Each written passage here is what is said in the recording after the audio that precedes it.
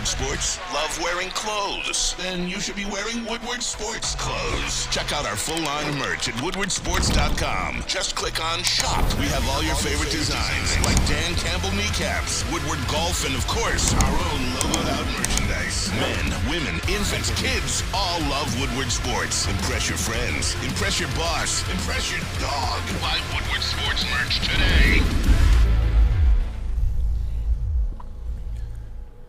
Good morning, everybody. Welcome to the Morning Woodward Show here on the Woodward Sports Network, live, woodwardsports.com. Adham, Beydoun, Jeff, Iafrate. It's NBA Draft Lottery Day, and you know what comes along with that is stress, best case scenario, and worst case scenario, right? So we're going to get into all of that later on in the show. It's going to be fun. JB swagged out this morning, by the way, JB. Whose jersey are you wearing? Kate? Yep, Kate. Cade Cunningham jersey? Excellent. Yep. Excellent choice. How do you feel about his diet? How I feel about his diet? Yep. Yeah, that's what the people want to know. Oh, it's questionable. Well, that's harsh.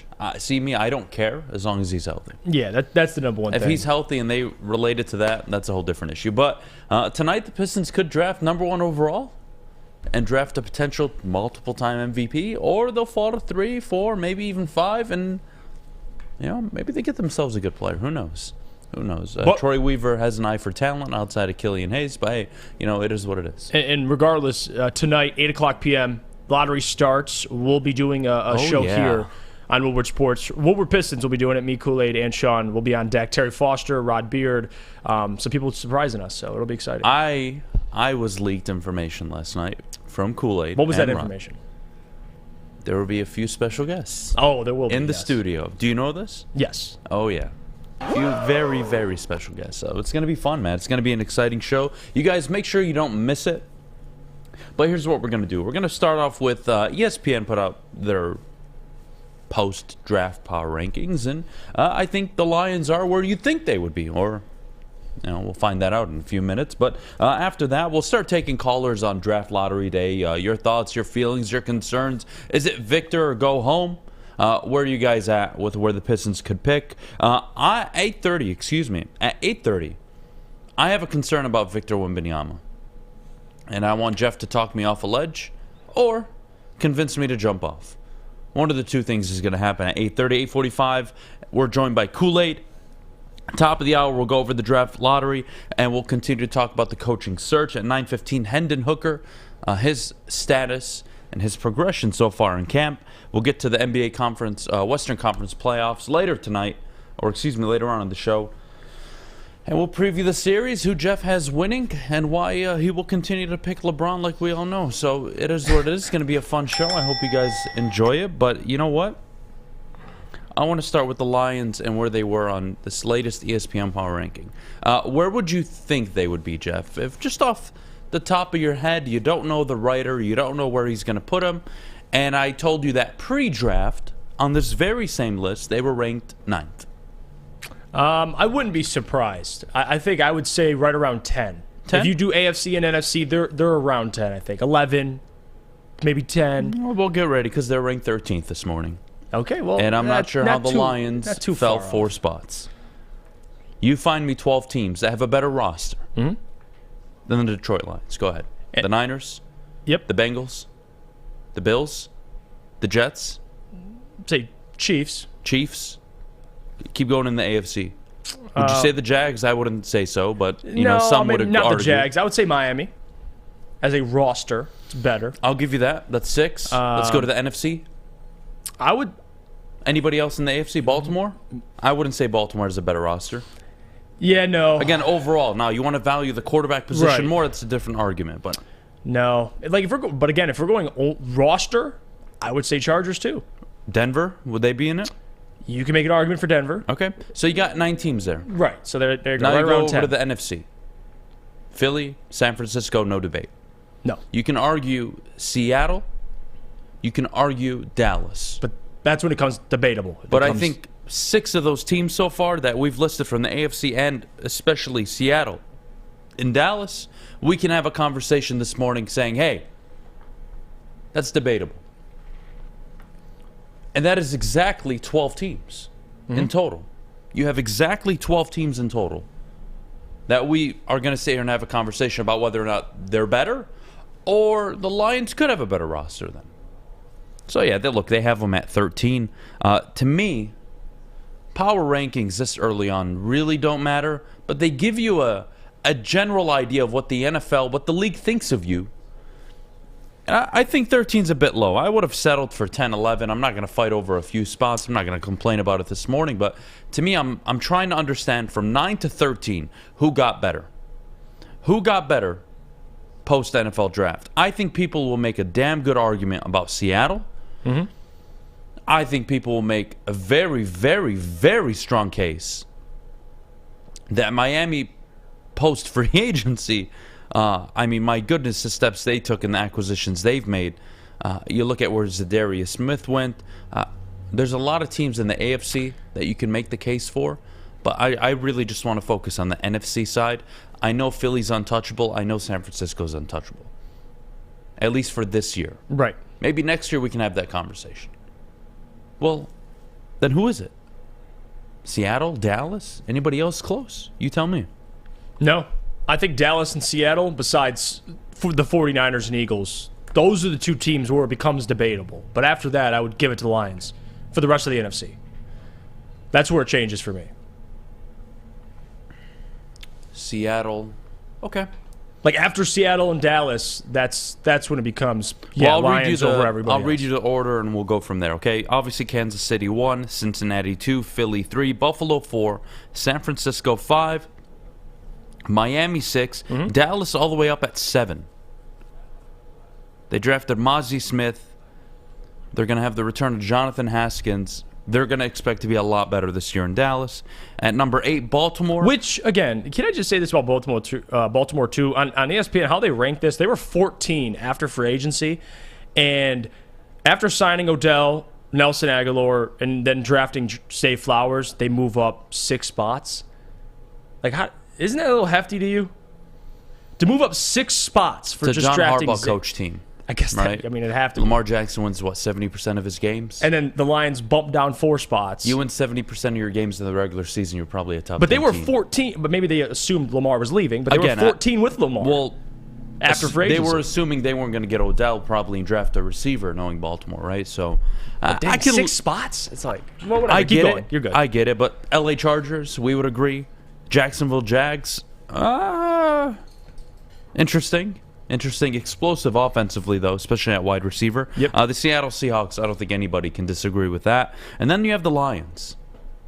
And some of the teams that we brought up earlier, the Jets, they're pretty low on this list. The Broncos, pretty low on this list. So you're ahead of some of the teams we think could either contend for a division or for sure contend for a wild card spot. 13, not the worst ranking. I'm not even going to get caught up in why they're ranked at 13. To me, at the end of the day, go ahead. Did you see where the Minnesota Vikings were ranked? Yeah, 14th. Isn't that crazy? Yeah, they should be 26, but nobody's listening to me. What do you want me to do? ESPN is not listening to you. Jeff, I'm a humble man. You are. Yep. I'm sharing what I think with the world, and you guys can agree or disagree. That's the beautiful part of all this. Minnesota at 14 is a fucking travesty. One spot I don't agree with. No, there's a 10-spot difference between the roster that the Minnesota Vikings have and the Lions have, and nobody wants to acknowledge it because they're scared of a team that won 13 games last year, which realistically they were maybe at best a 9-win team, given how they played. But we look past it. And they're ranked higher than the Saints, who are at 21. They're ranked higher than the Browns. Denver's at 23, and that makes no sense to me. Again, some of these rankings at the same time don't correlate. Again, to have a proven coach drop to 23 with a loaded roster in Denver, right? But an unproven coach in Dan Campbell, who hasn't done anything yet, but with a really good roster, all the way at 13, and then there's Minnesota. It doesn't make sense. I don't see a 10-spot gap between the Lions and the Broncos with Sean Payton. I just don't. But again, show me, right? Season's got to start. I can't wait for the season, by the way. I'm very excited. I think this year has the potential and being one of the greatest years in the city of Detroit since the Red Wings won the Stanley Cup. You know what I noticed about this list, too? I mean, the Lions, despite where they're ranked, I mean, whether they're 9, whether they're 13, they're one of the youngest rosters on this in the top 13. Like, if you bring up Seattle, they're a young roster, but for the most part, Seattle's young. Cincinnati and Kansas City technically are young. Yes. I know. Especially Kansas City, they're secondary. But now some of their wide receiver core. Look, I mean, last year we had this conversation. The Giants were one of the youngest teams in the NFL. Didn't bother them. Dallas, Kansas City were up there.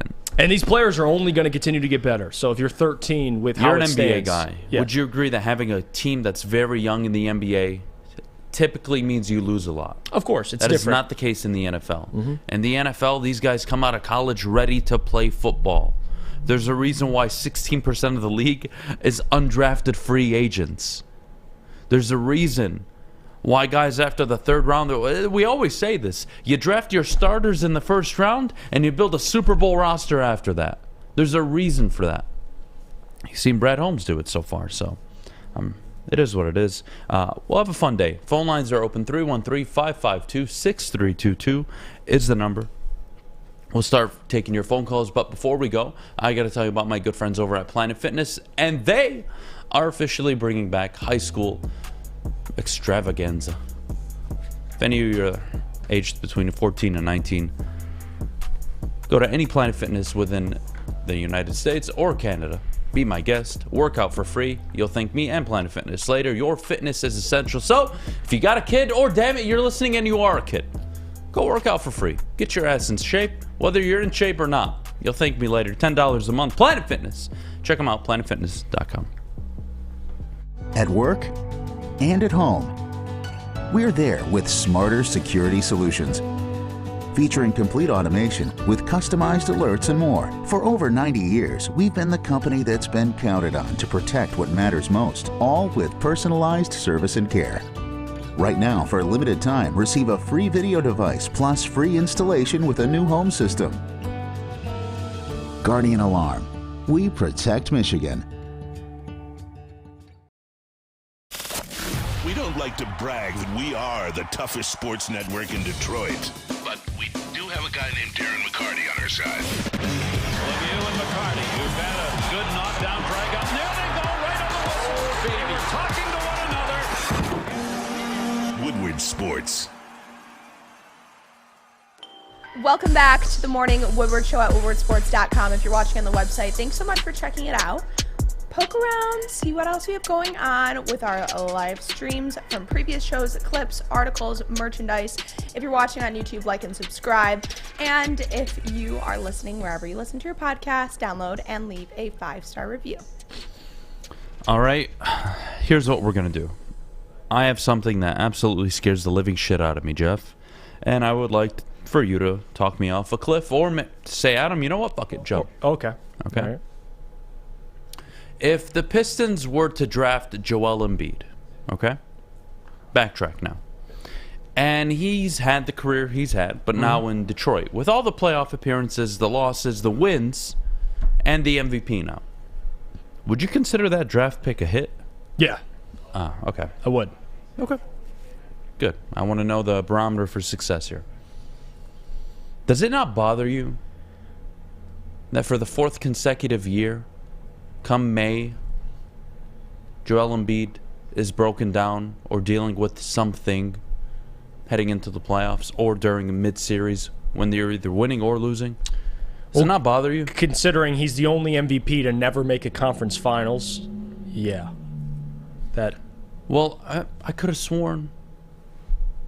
Were they not in the conference final against the Raptors in the Kawhi shot, or was that the semifinal? Meaning MVP. Oh, an MVP that didn't make it at least to the... Okay, Yeah. I apologize. When he won an MVP and he fell short. I got it. Cool. I'm not going to compare the prospect of Joel Embiid coming out of college to Victor Wembanyama. The only thing I can compare, though, because stature is completely different, the only thing I can compare is height.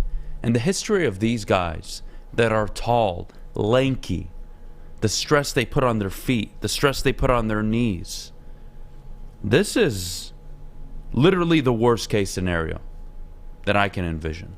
Now, I just asked you, is Joel Embiid's career a success? And you said yes. And, I feel indifferent on that. I do. Like, to me, I can't build around him. I can't. And I'm not going to go down the path of saying all the teammates he has had, because I disagree with a lot of them. I don't think they even know how to build around Joel Embiid. I don't even think Joel Embiid knows how to play around people. I think he's an excellent player. But, I look at Denver and what they're doing with Jokic and surrounding him with a ton of role players. And then there's Jamal Murray, of course. And that offense runs around him. And defensively, I mean, he's not the greatest defensive player, but still, he makes up gives for you it. something, right? Yeah. Joel Embiid's injury history, to me, like, that's a failure. And I know we look back on his career and be like, man, Joel Embiid actually ended up playing, right? He didn't become, who was the guy taken before Durant? Greg Oden. Greg right? Oden. He didn't become Greg Oden. The guy didn't play his first 2 years in the league, played 31 his third year, played 63 and 64, and then 51-51, and he's basically been 27 a night and 11 rebounds. That's great. And then come playoff time, massive injury issues, and he actually averages less points, less rebounds, less assists on a lower shot percentage and a lower three-point percentage and a lower free throw percentage come playoff time. Mm-hmm. And again, has Joel Embiid been a very good player in the NBA? Oh, absolutely. Sure. But best player... I'm looking back at the number one overall pick that Yeah. I expected to change my franchise. And be the best player on a championship team, which I don't think right now. That's ever going to happen. Right. So when you draft a Victor Wembanyama, if that's the case, this is what scares me. It's the injury part. I don't doubt the guy can't. He can ball. Mm-hmm. You can watch highlights. You can watch the full games. We all know Victor Wembanyama is a special talent. Absolutely.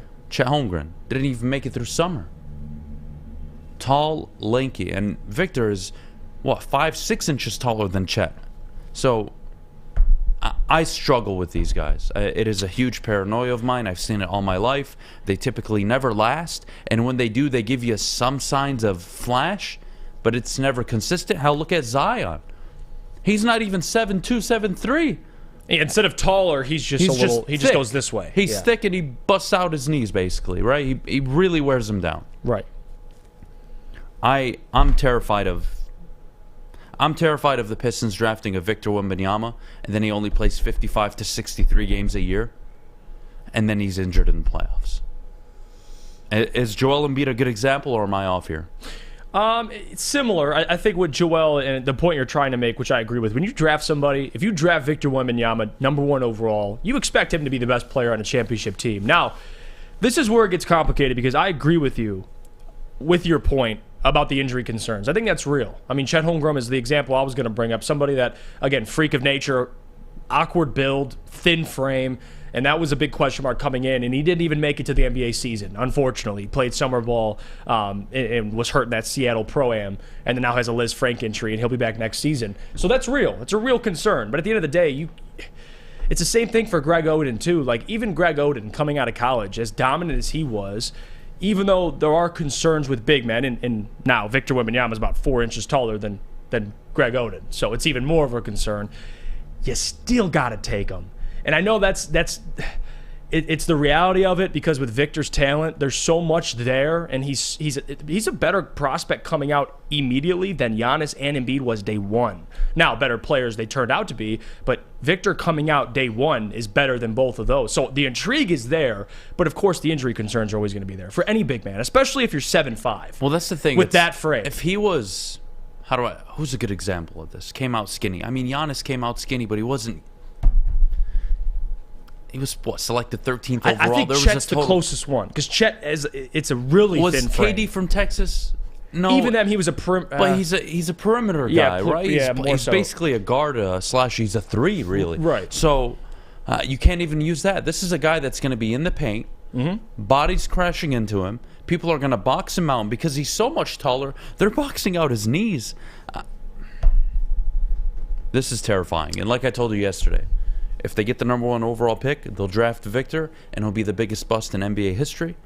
they'll fall to number 2, See, and they'll win 4 MVPs. See, that's the shit I can't get over. That's the trade-off, because you pass on Victor, watch him become a Hall of Famer, but if you take him, watch him be injured. And that's the risk with a lot of draft picks, but it didn't stop Oklahoma City from taking Chet Holmgren. Guys last in the league nowadays. It's not the most, especially 7'5".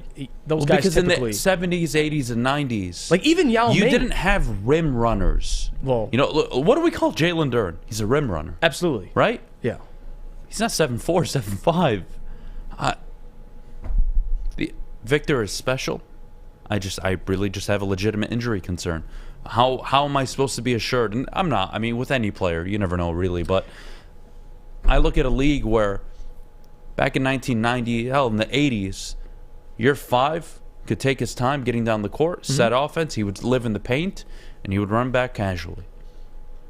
Nowadays, as a 5, you're expected to run, get up to the perimeter, pick and roll, crash the boards. I mean, it is a more athletic position now than it was back in the day. And then Shaq really changed the position. Not that anybody can ever replicate it, but he was the first 7 feet, rim-running, athletic, ball-handling center we've seen come into the league. I know Olajuwon was great, but not to the level Shaq was at in terms of his ability. So I don't know what to think of Victor. I think Pistons fans will go crazy tonight if they get the number 1 overall pick. I think rightfully so. And I'm terrified.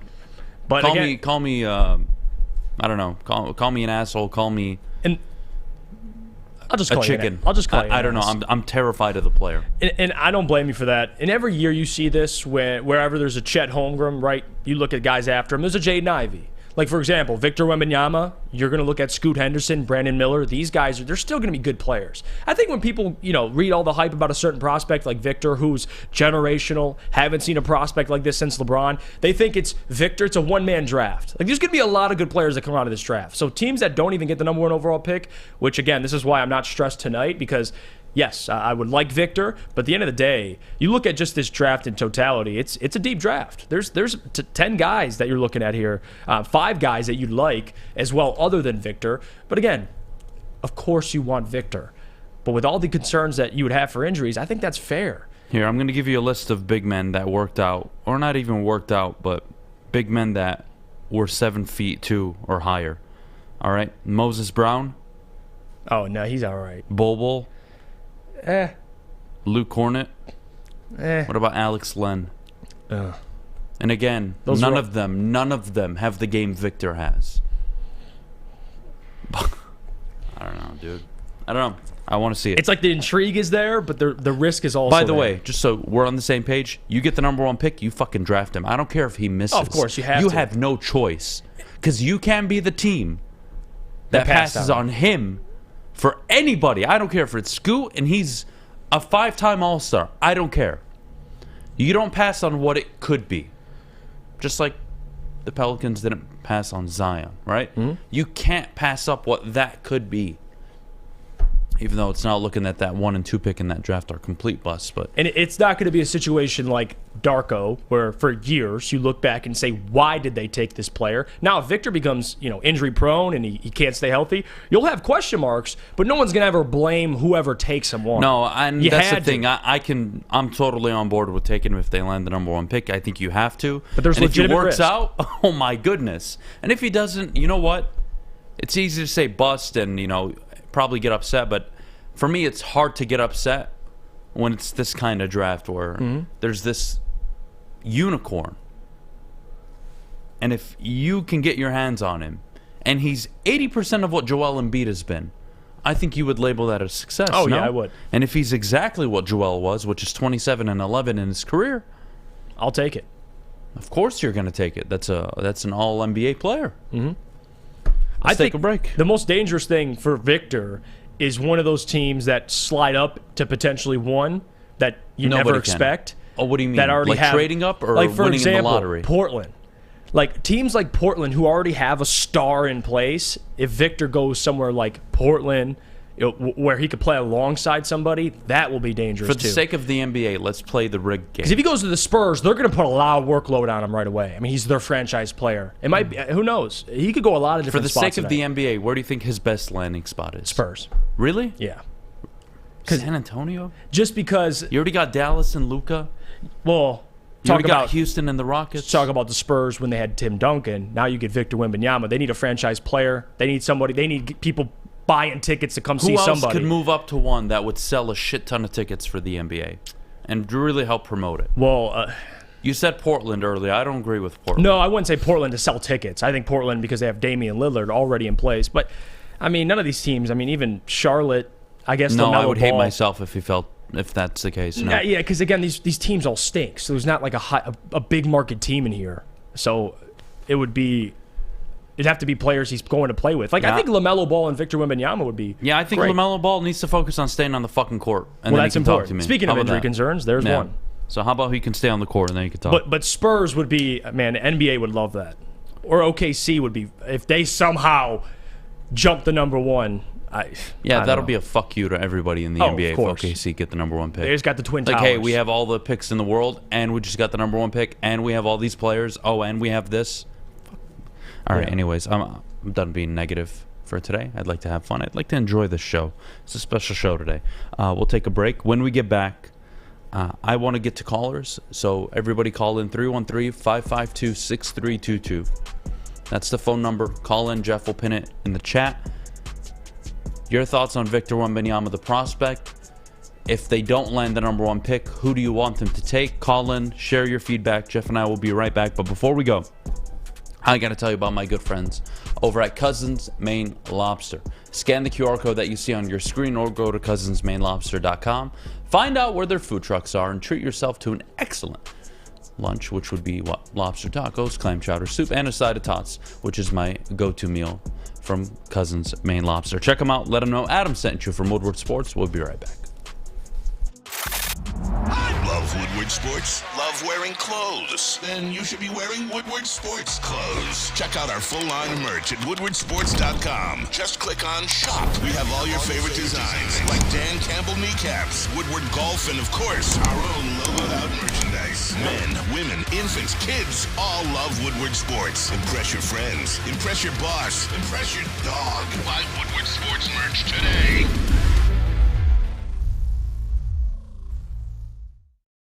Big Boy Strawberry Fest has officially arrived, and we're here to show you the very best flavors of the season. Satisfy your sweet tooth with our deep-fried vanilla Oreos, strawberry hot fudge cake, and a slice of our classic strawberry pie.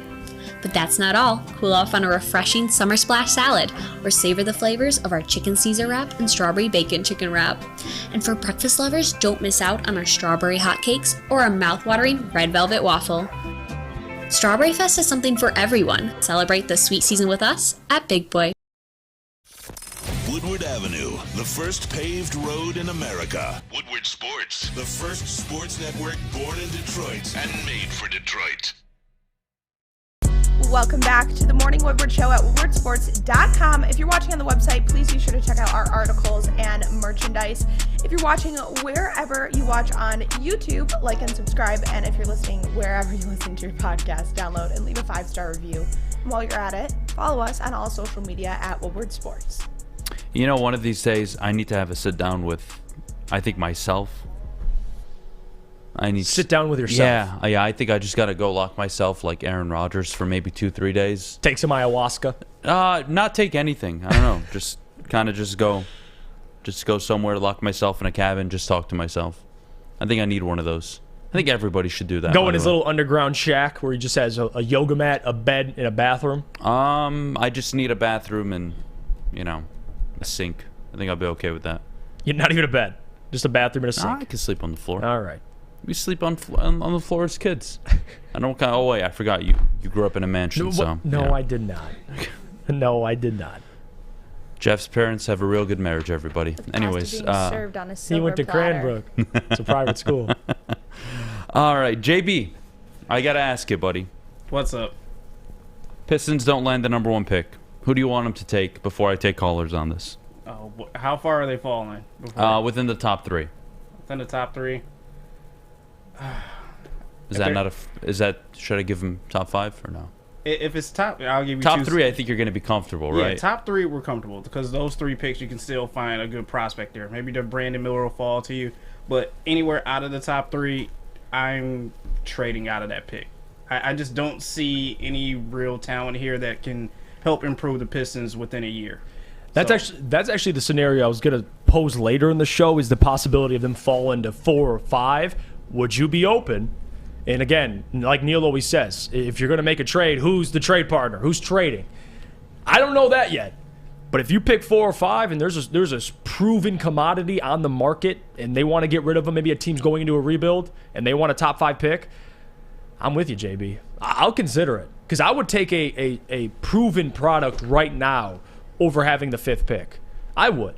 Now, if you're picking 3 and you want Scoot or Brandon Miller, that's fair. But personally, I'm open to trading that pick. If let's say you fall to 3 then. Let me pose it this way. Who are you praying falls in your lap? Scoot or Brandon Miller? Brandon Miller. Yeah, I would say you Brandon. Would agree? I would say Brandon, yeah. Okay. Both great players, but my preference for this team would be Brandon Miller. Okay.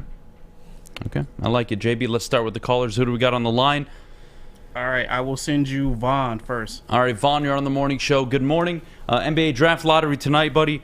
If the Pistons don't land the number 1 overall pick, who's the player you want them to target? And if they do land the number 1 pick, are you like me and you're terrified as hell that the guy's never going to be available? Well, man, I think first and foremost, I don't know. It's a dangerous situation just because I think at the end of the day, we are pretty much it's pretty much said and done. I think everybody knows that they want, Victor Wembanyama. And then it's him, and it's kind of a jump off between the other guys outside of maybe Scoot Henderson, Brandon Miller. So y'all actually kind of answered one of the questions I was going to ask. Like, let's say we fell to like 5 or 6 or something. Like, do you just trade out of it, or is it maybe just somebody do you feel like you can use? Like, what would be let's say the Pistons don't trade out of that pick, but they fall to 5. What do you think their strategy is? Who do you think they should go for? Like a pure shooter or maybe another big man? Like, what do you think they should do? I'm all locked in, Vaughn, on a 3-and-D wing. I think right now that's why I'm so intrigued with Brandon Miller. This team, you have guards, you got bigs. I like Wiseman, I like Duren. Obviously, you got a backcourt of the future. They need wings. They need guys that can not only defend, they have length, 6'9", 6'10 guys, but can shoot the ball. And that's why I'm so intrigued about Brandon. But there's more guys like Jarris Walker, somebody I love out of Houston. There's a lot of options there, but I would say a 3-and-D wing. If you're picking top 5 and you stay put, Vaughn, that's the position you got to target. Yeah, I'm going to second Shooting's that. important. I'm going to second that, Vaughn. I'm with Jeff on this. Don't need any more bigs. I already got a rim runner in Jalen Duren. We've seen in the NBA playoffs, size matters, no pun intended. Size does matter at times situationally, but my goodness, you want to build your team like a Denver. You want to build your team even to an extent like LA. A lot of guards, a lot of wings that can shoot the rock and play good defense. I think that's the strategy, buddy. Especially come postseason time, Vaughn. You need guys like that. So what do you think is like the absolute worst case scenario for the Pistons? I think worst case scenario is they get the number 1 pick and Victor Wembanyama is a bust, and then they get the number 2 overall pick and he gets taken number 1 overall, and then he becomes the greatest player in NBA history. Yeah, that's not you. You might have just nailed being it. A fucking asshole. You might have just nailed the worst case scenario. I've never been so upset to agree with somebody because I can definitely see that. Like, we draft Victor Wembanyama, he plays 27 games because he's injured, and then it just falls to shit from there. He goes to San Antonio and he's Tim Duncan reincarnated, but he can shoot like KD and handle the ball like AI. It's unbelievable. Yeah. Appreciate the call, Vaughn. Well done, buddy. Enjoy the night. Appreciate you, Vaughn. Hey, Lions don't win the division, too. Don't forget it. Absolutely. Absolutely, bud. Take care. JB, I'm glad he actually said a few things that he said. Had to throw the Lions comment in there. I don't blame him. I don't blame him. This city should absolutely be excited. I'm not going to give anybody shit about calling in and saying anything about the Lions winning the division. That is absolutely acceptable moving forward. That's the standard. JB, I got to say, most people would agree there is a sense of being scared with having the number 1 overall pick. I think it's a no-brainer. You're drafting Victor. Maybe I put it not in the best way, but I don't care if it's a bust, if that makes sense, because you don't pass on that guy. You just don't do it. JB, how do you feel about that? They get the number 1 pick. Is there a sense of paranoia, concern with drafting a guy as tall as Victor Wembanyama?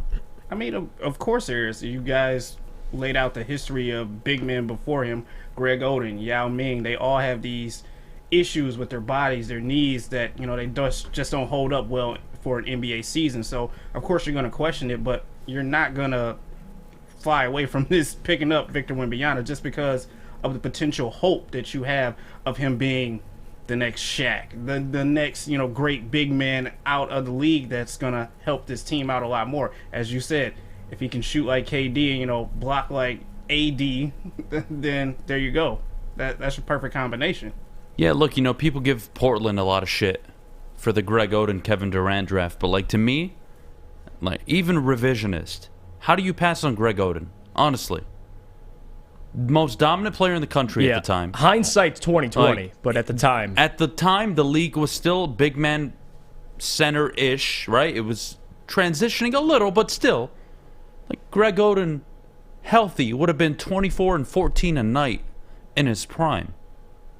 Greg Oden, to me, is one of the tragedies of the last 2 decades, but yeah, it's easy to say Kevin Durant went to Seattle with the next pick, but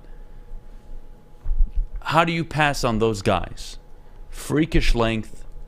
You just don't see them every day. Mm-hmm. And Victor's one of those players you just don't see every day. How do you pass? You don't. You just don't. Everybody gave the Magic shit when they passed on Chet, and they took Paolo.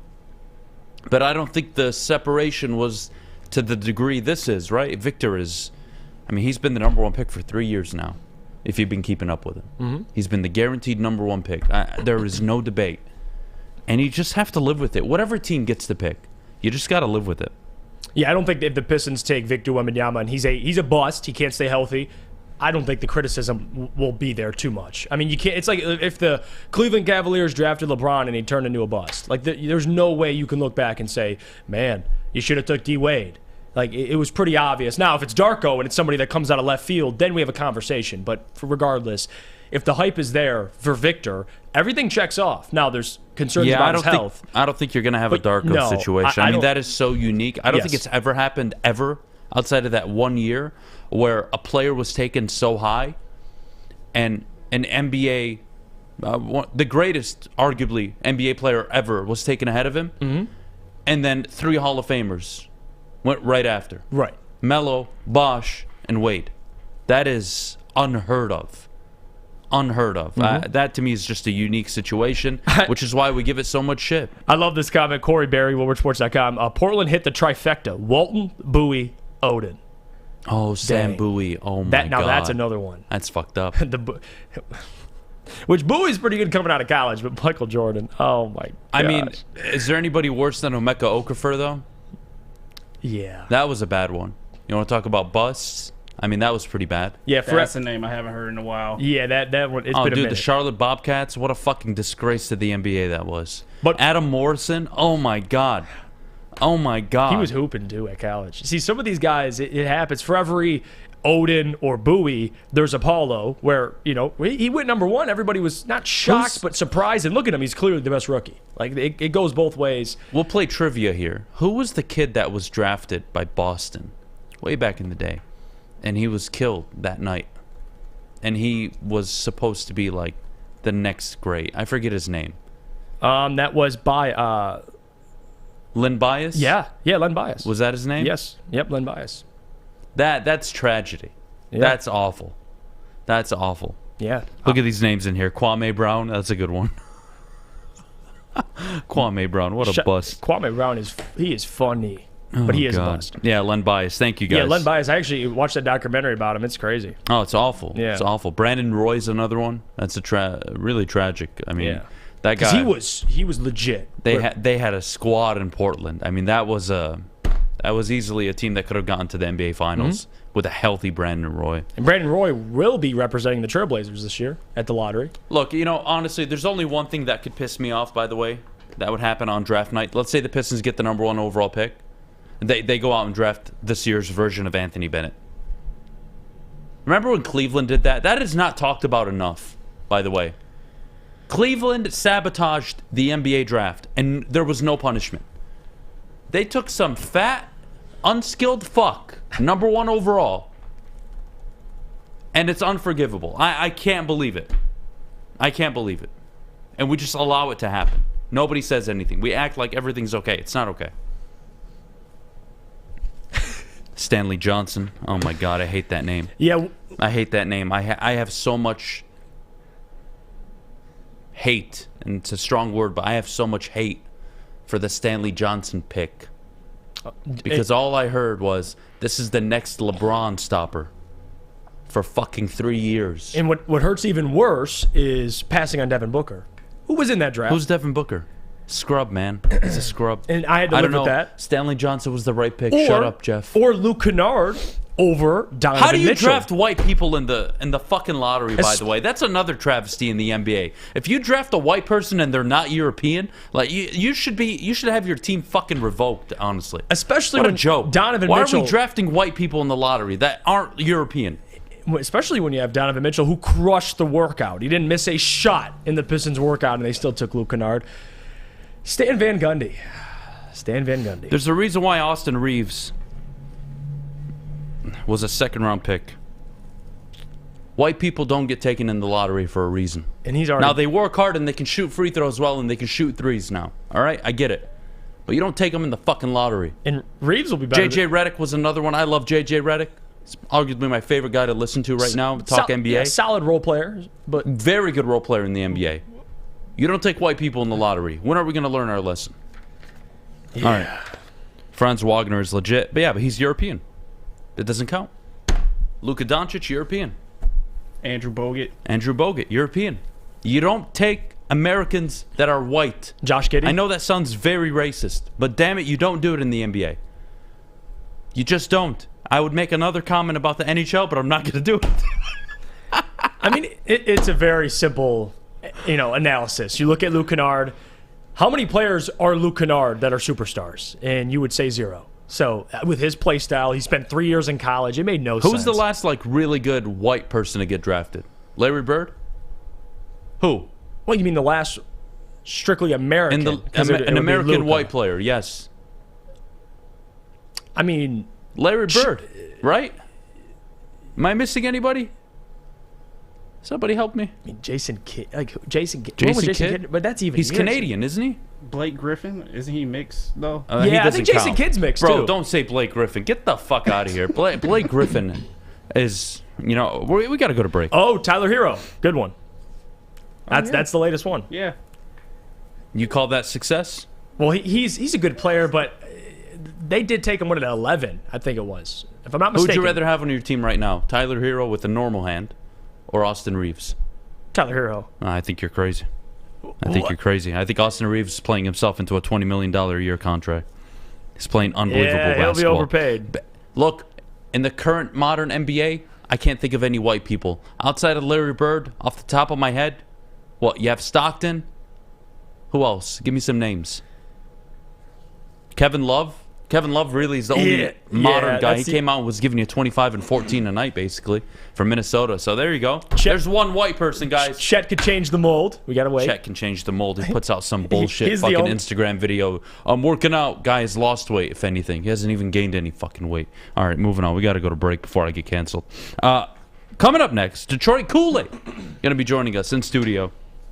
Talk some hoops with Kool-Aid. Talk about the ongoing Pistons search, what he's hearing from inside of LCA. We'll get to all that and more, but before we do, Jeff, our good friends over at the Sports Marketing Agency. Let me tell you about them. The Sports Marketing Agency helps spread awareness about mental health and substance abuse. Their new podcast, this is the S Word, helps fight the stigma about seeking help. If you or someone you know is struggling, head to thesportsma.com for more information. Introducing the Planet Fitness Guide to getting that post-workout glow. Step 1, what's your why? More epic energy, better sleep, blow off steam? Step 2, join Planet Fitness for just $10 a month and get moving in our clean and spacious clubs. Step 3, bask in that post-workout glow. Join Planet Fitness today for just $10 a month. Join today at any of the 50-plus Detroit area locations.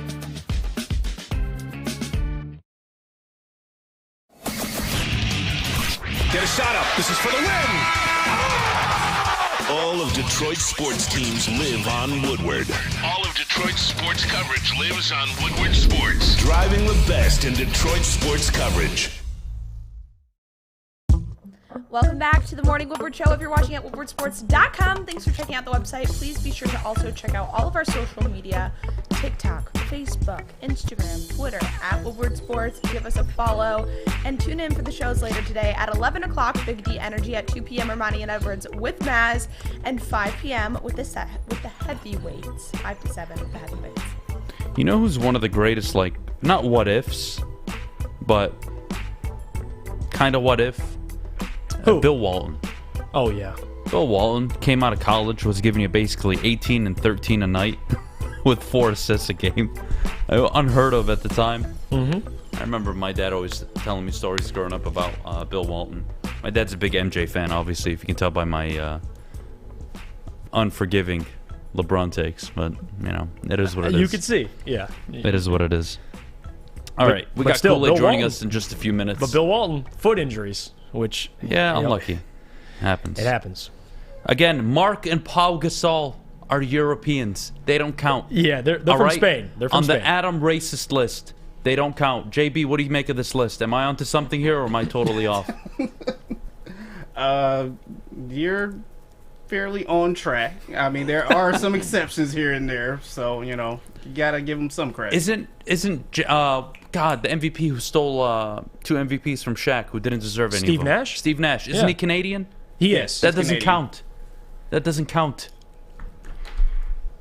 We don't count. Look, So- I know Darren's on the network. Canadians have nothing to do with us. All right?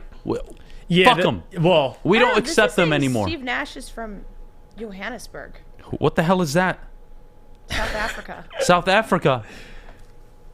But then it's a little confusing because it's Well, he's because coming South from Africa has a Canadian lot of white professional people. yeah, he might have maybe like from Canada, from way of South he was Africa. born in South Africa. Went to Canada. Regardless, he wasn't born in America, and that's the question. I see Chris Mullin too. I mean, but now we're going back for Chris Mullin, so the point still stands. Yeah, I don't consider Europeans white, guys. I consider them European. I know that sounds really weird. Gordon Hayward? in the way you describe them, but like you look at me, all right? Yeah. What am I? What would you say? Am I white? I mean, I'm technically not, right? But on my stupid fill-out form that I have to fill out whenever I put my information in, I have to put white because I have no fucking other option. Mixed, 2 or more. I don't know what to put. The fuck do I put? Please help me. Can we get more options? We have a billion options for whether or not you're a man or a woman. Can I have an option to select what fucking ethnicity I am? no, you cannot. Fucking Christ. All right. Anyways, I'm annoyed for no reason today. As you can tell. JB, I'm onto something, though. We're on the same page? Yeah, that's fair. I'll take it. No, take it. no We more got- Luke Kennards in the lottery. The moral of the story is that just don't draft a white guy that high. Unless they are, like, No. the second coming. Like, all right? You're saying an American white guy. Yeah, not just because there are. I mean, there are exceptions. Now, Americans, yeah. We don't call Jokic a white boy. We call him a European. Yeah. Right? Like even Luka. He's a European. Fine, don't draft Americans. Is that more politically correct? Is everybody happier this morning? Does everybody feel better? Should I talk into the mic more like this? Do you want me to approach the mic even closer? Should I speak with a subtle voice? Would you like to pay $1.99 to hear me talking to a mic every month, ASMR style? Would you like me to take off my clothes? Please, no. Would you don't like do me that. to change into my bathing suit? No, don't Would do you like me to jump into a pool while I'm on stream? I'm okay. Are you sure? No, JB. Would you like to collaborate with me on my OnlyFans? No, I would not. No. JB, would you like to collaborate with me on my OnlyFans? No, JB would love I'm to. Good. I'm good. Nope. Okay. All right. I offered. We politely declined. How long until Adam is on a can of Bud Light? That's what I'm saying, man. That's what I'm saying. With an American, hey, The shit I've done for this country, Well, people don't even know. What you were gonna wear to the Met Gala? You could wear that on the cover of God. a Bud Light. Oh, can. God. I would be butt-ass naked on a Bud Light can. With an American flag. Yes. Yeah. Yes. Yes. I'll be... Imagine me on a Bud Light can, posed like this, with an American flag wrapped around my dick. Be amazing. Be amazing.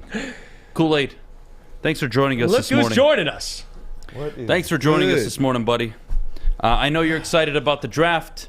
You got a big party tonight? Today? Go fuck yourself. This guy all got right? man. I'm not dealing with sarcasm prepared. this morning. I'm not dealing with any sarcasm. Detroit Pistons beat writer for Woodward Before I Sports. get to the NBA draft lottery, we got to talk business. Okay? Let's go, brother. Am I onto something?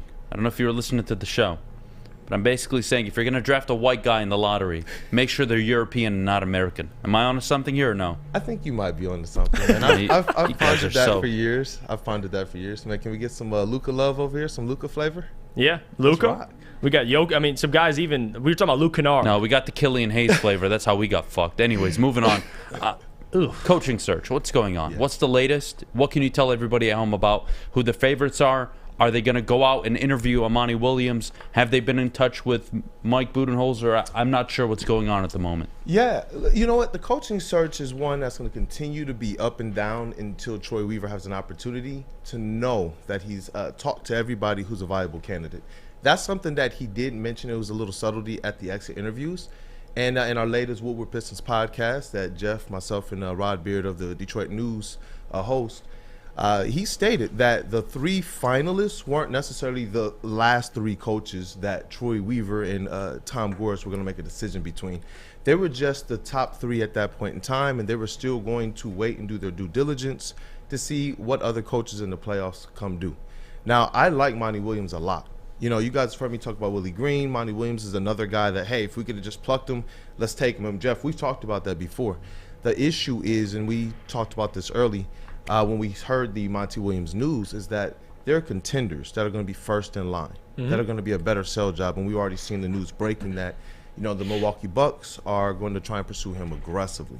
I like Monty Williams a lot. I know he's a little bit older, but he's one of those coaches that are kind of proven, established.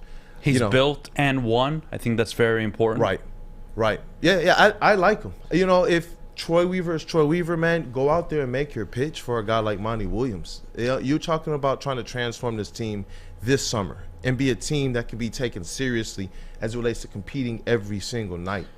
I like Monty Williams. And what's the difference between pursuing a proven head coach for a team that is coming off 4 back-to-back 20-win seasons? How does that how do you get someone interested? Don't give him credit. That has a resume like Monty. Because, for example, if I'm Monty, I'm going to the Bucks because I know I can win with talent. I just got to an NBA Finals just 2 years ago, and now this year they fell short. Obviously, last year they got blown out at home. But if you're Monty or some of these Mike Budenholzer or another one, how do you pitch those guys this situation? As opposed to Jaron Collins, Charles Lee, guys that just want an opportunity because they'll take any job at this point. I would agree. Yeah, I think that you have to push the fact that Troy Weaver is saying we're on a restoration. We're trying to restore a championship team, championship caliber back to this organization. That's not something that you just take lightly. Troy Weaver and the owner are going to put everything at the disposal of Monty Williams. And these coaches, they're not amiss on anything. They saw exactly what Tom Gores did for SVG. He opened up the checkbook. He's like, hey, go out there and do what you have to do. If Monty Williams and whoever he can bring in along with Troy Weaver believe that they can go out there and spend these assets and these capitals appropriately, that actually is a little bit more attractive than the trajectory that the Milwaukee Bucks are on. If you look at their cap sheet, if you look at the decisions that they have to make, if you look at the stars that they're going to lose, I don't know who's more attractive in 5 years between the Bucks and the Pistons. So that's something that you can sell to guys like Monty Williams. Now, look, if he's trying to get in right now and try and win a ring right now, I don't think Monty Williams is a CP3 of coaches. I don't think there's any coach that legitimately is thinking that. I think they're program builders. They're men builders. That's what they are first. And again, if the Rockets could get Ime Udoka by pitching them to him, Victor Wembanyama. Well, I don't think he was going to get a job anywhere else except that shithole, to be honest. So yeah, I mean, listen, and this is why I praise Troy for not jumping and hiring somebody right away, because like you just alluded to earlier, and I mentioned this a couple weeks ago when we were headed on the Woodward Pistons podcast, I would much rather wait. Coaches are going to get fired from the playoffs. This happens every year. So I'd much rather wait, extend this process, and maybe you can interview Monty or Mike Budenholzer, which I would love for them to interview. I think Monty should Troy's be the handling number it the right one way. Priority right now. I know it's not the Charles Lee, Jaron Collins. I know it's not the pretty firing favorites. Yeah. And then there's Kevin Ollie, for example. But Monty Williams has the track record of building teams, getting to an NBA Finals. He's coached star players. We saw the fallout with him and DeAndre Ayton, and I like that. I like a coach that's going to hold people accountable, especially if you're going to play like DeAndre Ayton has the last few years. So what's my pitch to Monty Williams? It's not just the checkbook. You might have the best backcourt in the Eastern Conference in 3 years. Here you go. You have Jalen Duren, who's more of a man right now than DeAndre Ayton is. He's the future, man. I've got a lot of money that we can figure out what kind of vets we're going to bring into this team. A top pick? Oh, and there's a chance I could get the generational kid. And if I don't, I'm still going to get one of the 2, 3, 4 best players coming out of this draft. I think the Pistons' job is very attractive. Yeah. They have more NBA championships than 24 of the other franchises. There's history in Detroit. I think it's a great job. And not to bring grace into it, but like you need an attitude change. Like Dwayne Casey, for what he was too kind of calm and okay with being in a rebuild. I don't want it to be acceptable. I want a guy that's going to come in with I'm trying to win now, but not now at the expense of building a team. Right. You look at the Lions. What did they do? They lost year 1. It was pretty obvious. But year 2, even when they were 1-6, they didn't sacrifice. They didn't sacrifice their foundation just to get an extra top pick. Right. They fought through it, finished 8-2 down the stretch. Now look at where you feel and what you think about them going into next year. The Pistons can't afford another 21 season. They got to go out and win 32, 33, 35 games next year. Their core has to be healthy, and you got to see improved basketball, better defense, better offense. Let me ask you That's this. something real important there. With the core has to be healthy. That's something that Troy Weaver, he thought coming into this year they had enough health and depth to a degree. He thought they just need to stack talent. He said this year now they know they need to make sure they are healthy because that wrecked everything this year for them. Health wrecked everything, starting with Marvin Bagley and not being able to even run their bread and butter to pick and rolls. So let me ask you this. On the coaching discussion, for you personally, would you prefer a proven coach, a Monty Mike Budenholzer, or would you rather take a chance and see what some of the other teams in the league are doing, whether it's the Lakers with Darvin Ham, the Grizzlies with Taylor Jenkins, you can go to the Pelicans with Willie Green, like Will Hardy with the Utah Jazz, Joe Mazzulla with the Celtics. Would you go that route of getting guys that are assistants, first-year head coaches, or would you rather have a proven commodity here with the Pistons? What's your preference? Yeah, there are specific things here. You know, until Monty Williams, until you start hearing about Bud and those things, you're like, you know what? Let's go out there and get the guy that can grow with this team, like Charles Lee. I was really, really cool with that one. You know, 38 years old. He's going to be a guy like Rod Beard. You know, we were kind of discussing it, talking about it. That's going to be able to grow with this team for a long time, connect with this team for a very long time. But you know, Mike Budenholzer, you know, he's a little bit different breed. A little bit different breed when you're talking about pushing a team. Yeah, but he's a dumb fuck, right? I mean. Mike Budenholzer? He's basically the white version of Dwayne Casey. Wait, Mike Budenholzer? Wait, hear me out, yeah. He's not going to be on the sidelines making adjustments, getting into players' ears, and holding them accountable. That is one of the and to me, Monty Williams checks that box more than any. I don't know what. I'm proud of you. But I said this about Budenholzer 2 weeks ago. We got an argument you over were it. Shitting on his resume. I was bringing up concerns, and that's fair. You bring up those concerns. Go on. They're definitely concerns. I'm proud of you. For me, it's Monty.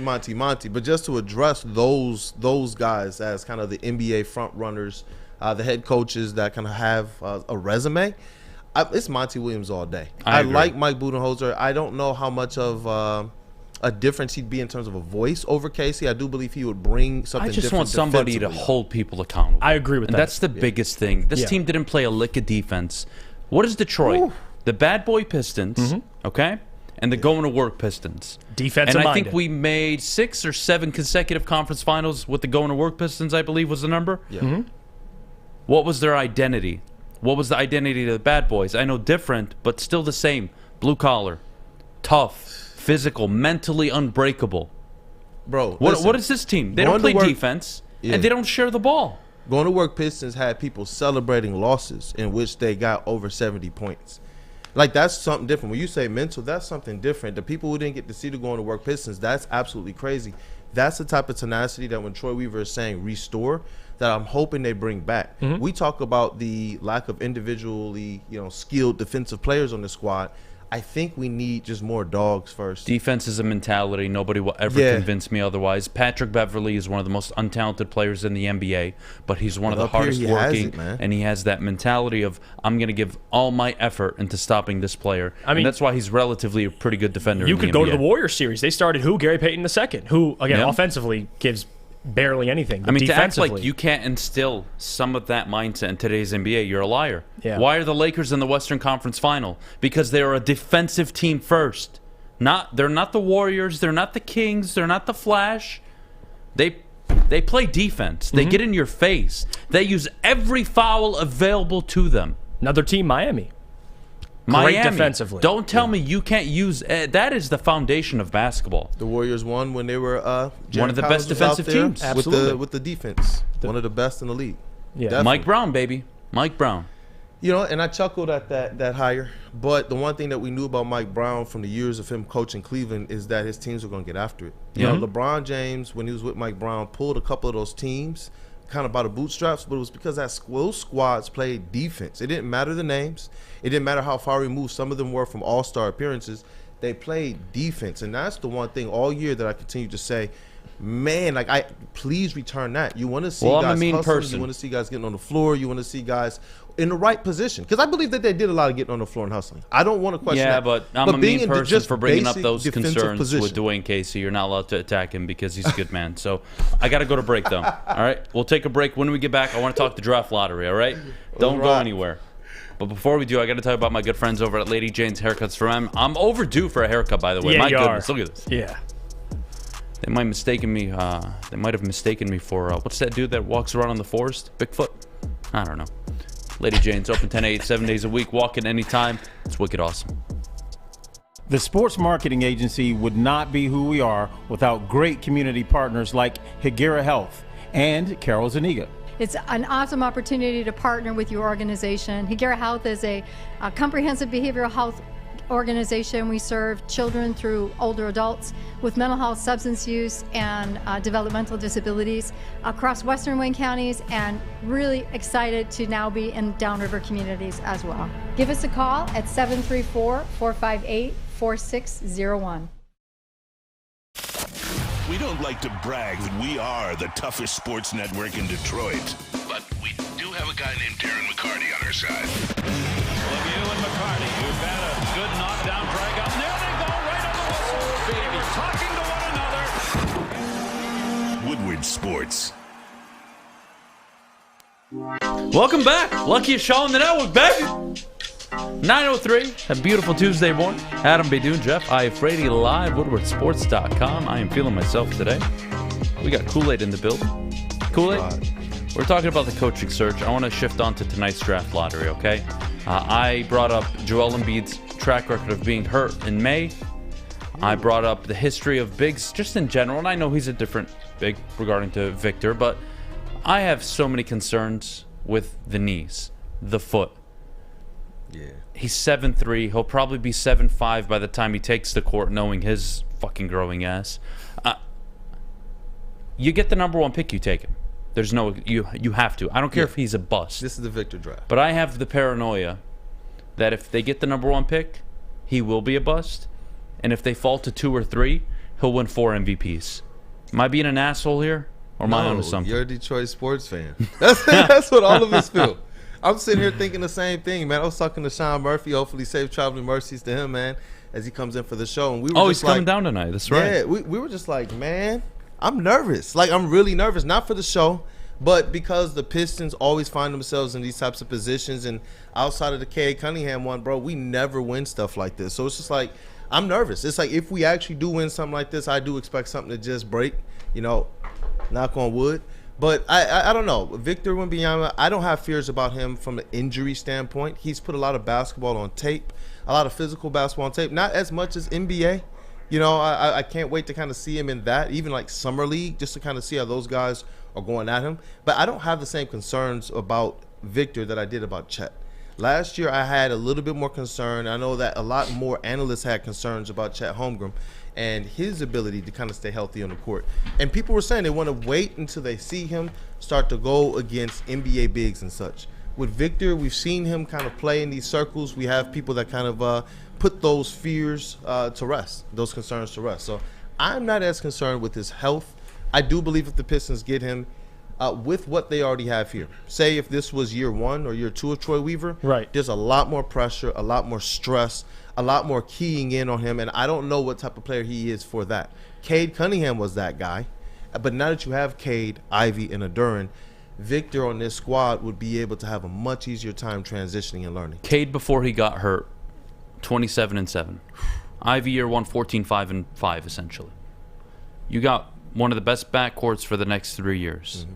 Jeff, where are you at with us? And Kool-Aid, hear me out. If it's not Victor, we'll get to that later. I'll let Jeff go first. But if it's not Victor, then who I'd love to hear from you. I don't think I've heard it before. Jeff? Well, you know how I feel. I do. Brandon Miller. I think that's my. It's been like that since Awesome December. But before you give that answer, and I want to ask you, if you can't get Scoot or Brandon Miller, how about this scenario? All right, you're picking 4 or 5. What are your thoughts on the potential? Because it takes 2 to tango. You can't just say trade it without having a partner. But if there's somebody available, a proven star, would you be willing to trade the 4th or 5th pick for somebody proven? Definitely. Okay. Because that's something that I've been more and more open to, the idea of, if I can't get Brandon Miller or Scoot. Yeah. Beyond those top 3, I don't believe we have those guys that can make those real big impacts. Those kind of star potential. Mm-hmm. I believe last year those top 5, top 6, top 7 had it. And I could be dead wrong, but I personally would lean towards trading it if I don't have a shot at Victor, Scoot, or Brandon Miller. You know? Yeah, especially where this team is. You can dramatically speed up this trajectory if you bring in somebody who's, and again, I don't know the specific player yet, but on draft night, guys can get dealt. So if you could bring in somebody that's in their prime, and I'm not saying you can get one of the best players in the NBA, but a star, somebody that can come in and contribute immediately, and you have a young backcourt, right? You have young bigs. I just think if you want to speed this thing up and you're picking 4 or 5 and Troy's sitting there like, you know what, I'm not in love with these players here, you shop that pick. Because there's got to be somebody that's willing to move up into the top 5 that needs to get rid of somebody. Dump off salary or dump off a player. I'd even shop that pick for more shots in the first round. When Troy's talking about getting players here that can learn to compete, play defense, and help this team really move forward, I would take a couple more shots in this draft. There's some guys that I really like as you get down. I like Cam Whitmore.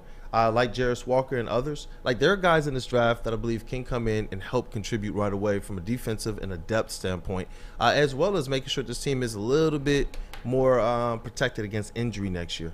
I think the more players that can get here on controllable young contracts, the better. They're going to have their shot in the acquisition market as well as in the free agent market at getting somebody. Troy Weaver's proven that. His last 2 big acquisitions in Jeremy Grant and Bojan Bogdanovic came by trades, and then he was able to extend them later as well. Can I ask you something then? Yeah. Because this is going to hint at Jeff's point.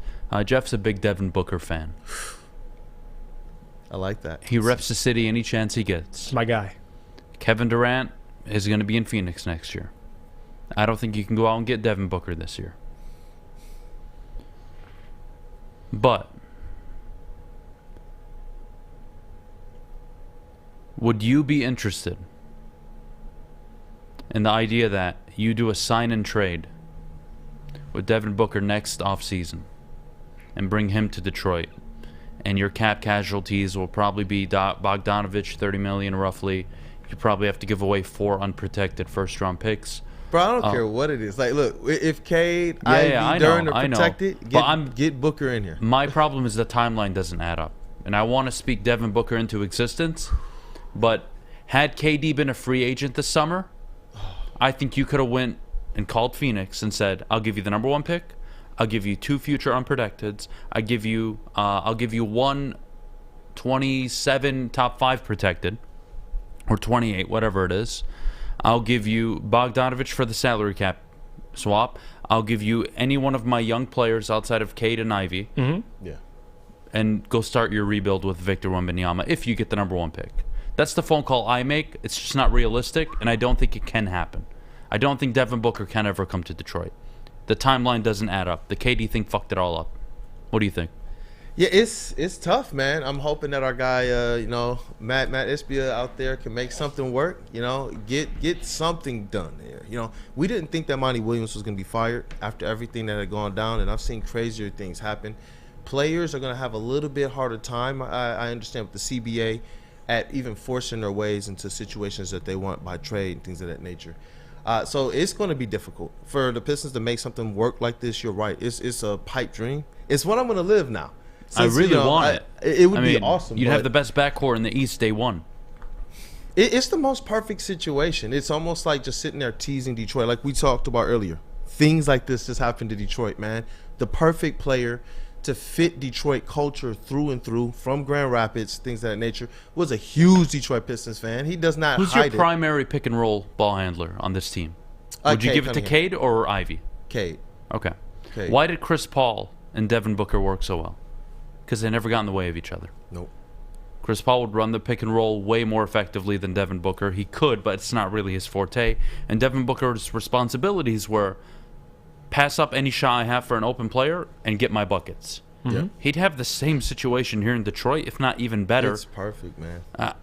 And again, let's be real. I wish. I just don't think it's realistic. And let's be real here. I think Cade, at this point in his career, compared to Chris Paul, he would demand more respect defensively. I think with Cade's size and what he can do. Look at the double team right. Right. Like Chris Paul, listen, Chris Paul is a Hall of Famer, but to look at and say Chris Paul at this age as a threat, he just isn't the same player. So it'd be different. I'm all for Devin Booker. I don't know how you'd get the deal done or how the way you get the deal done work. Realistically is next year's contract expires. Yeah. He'll get the super, whatever the hell they call it after. Yep, the super because max. he's been all NBA. So he'll get a stupid contract, probably worth upwards of $55 million, $60 million a year. And the only way you get him is through a sign and trade. And what you would have to trade to get him next year is more expensive than you could probably this year if you were able to do it. That's just the truth. Bro, if you compare Devin Booker with Cade and Ivy or Duran, you have to do it. I don't care the expense. Mm-hmm. You have to do it. That's not something that you just sit back and say, oh, you that's lose gonna be Cade expensive. or Ivy? I'm not losing Cade. Yeah, Cade's, if you could say... Cade and Booker together, that's something crazy. Look, Cade was getting double-teamed at an all-star rate. His rookie season. He was an all-star his rookie year post-February. Yeah, that's what I'm saying. 21, 7, and 8, I think was... About 22, 6, and 7, something like that. Bro. Yeah. It was one of the things we continued to say, and the Pistons went on a little bit of a run. Right. Their winning percentage went from 200% to about 420% during that same span when Cade Cunningham and Grant were working. He was doing this with Jeremy Grant. Imagine this with Devin Booker. That's just something different. Like, sometimes, and I've been sitting here making a joke of it for years, like looking into the camera and saying Devin Booker come home, but it's just like, if you can find any way to make something like that happen, you got to sell the whole team. Who's stopping it realistically? And I would love that. I believe other players in the league would want to play with that. That's how you turn Detroit into a place or to a market I don't that think you other have to, teams though. want to. I don't think you have to. I don't think you have to do any of that. Just land him. Just land him. Just land him and you're good, man. Oh, and you got a my 6-7 year run of really good basketball. I don't think you can, though. And Matt Ishbia bought them, traded for Kevin Durant. The company's evaluation went up tenfold. And you know what? He could sell the team tomorrow. So, Matt, if you're listening, sell the team and tell the GM you'll pay him $5 million cash. Devin Booker would be to trade it, Devin man. Booker to Detroit for nothing. Just for scraps. No. Hey, can you guys keep UWM on the jerseys next Talk year? to me. Number one overall pick tonight. If it doesn't go to the Pistons, who's the player you want? I want Scoot, man. If it's not Vic, Ooh, so you're gonna disagree with Jeff on this? Why? I am. Why? I like Scoot Henderson. He's a ball handler, man. I believe that Scoot Henderson offers like just a higher potential at a player who could be transformative for your franchise. I also believe he offers a lot less of a foundational base than Brandon Miller. I believe Brandon Miller comes in and is ready to play. Can I ask you then basketball something very day one. important? What's more valuable to the Pistons in 3 years?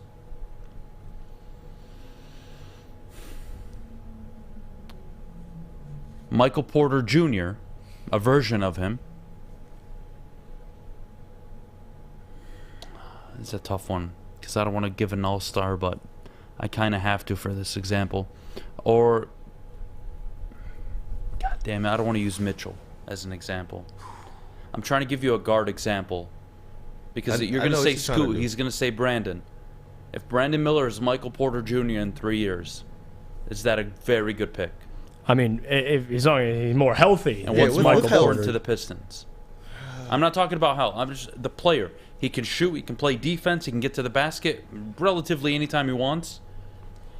And he's a good role player. He's a 3. What's more important? Or do they go for the all-star? Well, that's the question mark. That's the decision between BPA or fit. Like, I think with your argument for Scoot, you're more just BPA. Just take the best player available. Yep, and it's because of where the Pistons are in their rebuild Which now. I think is fair. Yeah. I wouldn't criticize anybody for wanting to go BPA. I'm more fit because I think I know what the backcourt will look like. And I don't want to move Cade to the 3. I think him being 6'6", playing point guard gives him immediately an advantage every single night. So if I move him to 3, now he's at a disadvantage. Now he's guarding 3s. So there's part of it, but I mean, I can't argue Scoot. He's gonna be a good player. Like my thinking is that you can sign somebody similar to Brandon Miller. You can get somebody in here in free agency that probably does similar things that he does. But what does that mean for Ivy? But before you answer, stick around. What does it mean for Ivy? I would love to hear that next because... I got that one. I got that. I got how it's he's gonna not work. Devin Booker. Hell, he's not even Wade in terms of his mid-range game yet. Right. That's going to take some time. You tell me. We'll do that next. But before we go, Jeff, our good friends over at Cintron. Let me tell you about them. Cintron, guys, you can get your Cintron now. You can get their new 3 different flavor pack. You can get it right now at Cintron. Drinkcintron.com/Woodward. They got cranberry, they got original, they got sugar-free. And don't forget, it's gluten-free, suitable for vegans, no preservatives or added sugars. Try their limited edition Red Wings variety pack. Again, drinkcintron.com/Woodward. It's a great day to get some Cintron in your life. Okay. There it is. Cintron, here we go. Gotta grab the cranberry. Oh wait, it's 2 for $4. Gotta double up with the classic as well. Cintron World, baby. Cintron, available at select Kroger's, and if you wanna know how, go to @CintronWorld.com. You get dope like me. You know what? Why wait?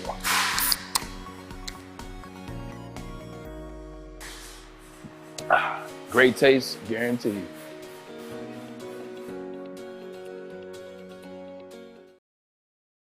You have an opinion? Make sure it's seen and heard. Corner, jumper. Tweet us, hop on the YouTube chat, slide in the DMS at Woodward Sports on all social media. How would you like to see famous athletes like Jim Harbaugh, Darren McCarty, and Braylon Edwards play golf with average Joes? Thanks to Randy Wise Automotive and Woodward Sports, you'll be able to do just that at Randy Wise Celebrity Golf Tour. Make the wise choice and pay attention to Woodward Sports for more information very soon. All right, Brandon. Yes, sir. I think your core is Cade Cunningham, obviously, Jaden Ivey, and I think a rim runner in Jalen Duren has a lot of value in the future. That's a 10 and 10 guy a night easily. Once he develops his offensive game enough, he'll be a rim protector. He'll give you an advantage against most teams that aren't built with a natural 5 like a Duren can be. I agree with Jeff here. Brandon Miller's the better pick. Yeah, you could in theory go sign them in free agency, but you're trying to build a team for the future. And the way this team is set up now, you draft a Brandon Miller. One of them will make All-NBA in the next 3 years. Probably Cade would be my bet. But not all of them will be eligible for this max Superman. It's not going to happen. No. Unless the Pistons just hit gold and they're all getting 24/7 and 7 a night, which I really doubt, right? So you tell me how Scoot would fit better. How do you make it work? Because I'm not trying to take the ball out of Jaden Ivey or Cade Cunningham's hands. Yeah, look, you don't have to. When I look at Benedict Mathurin in Indiana and I look at other situations where they have high-powered guards coming off the bench, and we've seen this throughout history, we had that situation here with the Pistons even. You want to go back to the going to work Pistons? You want to go back to the bad boy Pistons? They had guards, highly dependable guards, all-star worthy guards that were coming off of the bench that could light it up, that could play defense, that could play particular and specific roles. A guy that comes to mind just for me personally, just in the pantheon of basketball, NBA basketball, is Jamal Crawford. The shots are going to be there because there's going to, when you look at the Pistons box, when you look at how many shots a night Killian gets, when you look at how many shots a night Hamidou Diallo gets, you start to realize you can actually consolidate and simplify your offense, especially off the bench, with a guy like Scoot Henderson who can come in and just get buckets. His ability to get to the rim, his ability to finish at the rim, those were two things that made me really, really, really excited, because all of the things we talked about with Jaden Ivey coming into the NBA. Remember last year we talked about this. I said the NBA spacing, that middle of the floor for Jaden Ivey is going to be a key. It's going to be like a trampoline for him. And what was it? He came in and was absolutely running around people. We have middling players who come in out of these drafts, and they fit the profile of Scoot Henderson just a little bit. And we see these are the guys that are coming in. Like, who is this guy scoring 20 points on the Pistons again? I'm not opposed. I don't know. No way. You can't convince me that off the bench, I'm going to put my number 5 overall pick off the bench, let alone the 2nd or 3rd overall pick in this draft off the bench. When you're talking about Troy Weaver coming from OKC, this is about making this team work better than that original team did. You're not sacrificing anything. We were all sitting here salivating at the potential of a Killian Hayes, Cade Cunningham, and Jaden Ivey 3-guard rotation at the beginning of last season. I promise you, Scoot with that is tremendously better. Some people were. But I'm telling you, that rotation has it has tremendously much more potential. You're talking about a guy that some people are saying maybe could reach the potential of a Derrick Rose. You gotta and think about what Cleveland was able to do to even get a Donovan Mitchell there. People kind of laughed at their approach for years. They did. Then they were able to flip one of those high-level guards for something to kind of take their rebuild and punctuate it with an even bigger star. You're talking about how do we acquire a Devin Booker? I think that Scoot Henderson is a type of asset, or Jaden Ivey, that could be a way to get that type of a pick. I do. I know that it's a pipe dream, but when you're talking about getting the best players in here, that's what I like. Troy Weaver is a magician when it comes to assets, and when it comes to management, when it comes to acquiring. We saw him take Luke Kennard. We saw him take Bruce Brown, and that turned into Isaiah Stewart, that turned into Jeremy Grant, that turned into Luke Kennard. We saw him take one draft pick and turn that into Bojan Bogdanovic, Alec Burks, Jalen Duren. We saw him go out there with the cap space that he got from Jeremy Grant and sign Bojan Bogdanovic. Those are kind of the things that I'm looking at when we're looking at Scoot Henderson. Not necessarily is he going to fill like the wing void, because I don't think Brandon Miller I think Cade does that. Well, let me. If in this scenario, what do you think of that? I think Cade plays the 3 on defense. Let me just butt in here, because I've been listening to everything you said, and I have a couple questions. The first one would be, and you kind of already alluded to it. So the argument for Scoot is you draft him 2, he can come off your bench, or you can use him for a trade asset. Because I'm looking for basketball fit. Like, if you're closing a game and you got Scoot, Ivey, and Cade, who's the 4 and 5? Because if you got Duren, okay. Now, who's the 4? Let's say it's Isaiah Stewart. Cade's your best shooter in that lineup.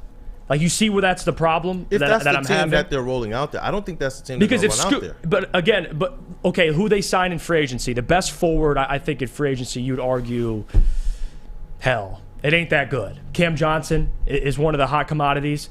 Do I think Brandon Miller's better than every free agent wing available? Yes. I do. I don't know if he's better than the and I think he has guys higher that Troy upside. Weaver can acquire, though. Troy Weaver hasn't gone out there and just gotten busy in the free agency market. He's gone out there doing free agency and acquired people through trades. He's gone out there and stated, I want Jeremy Grant.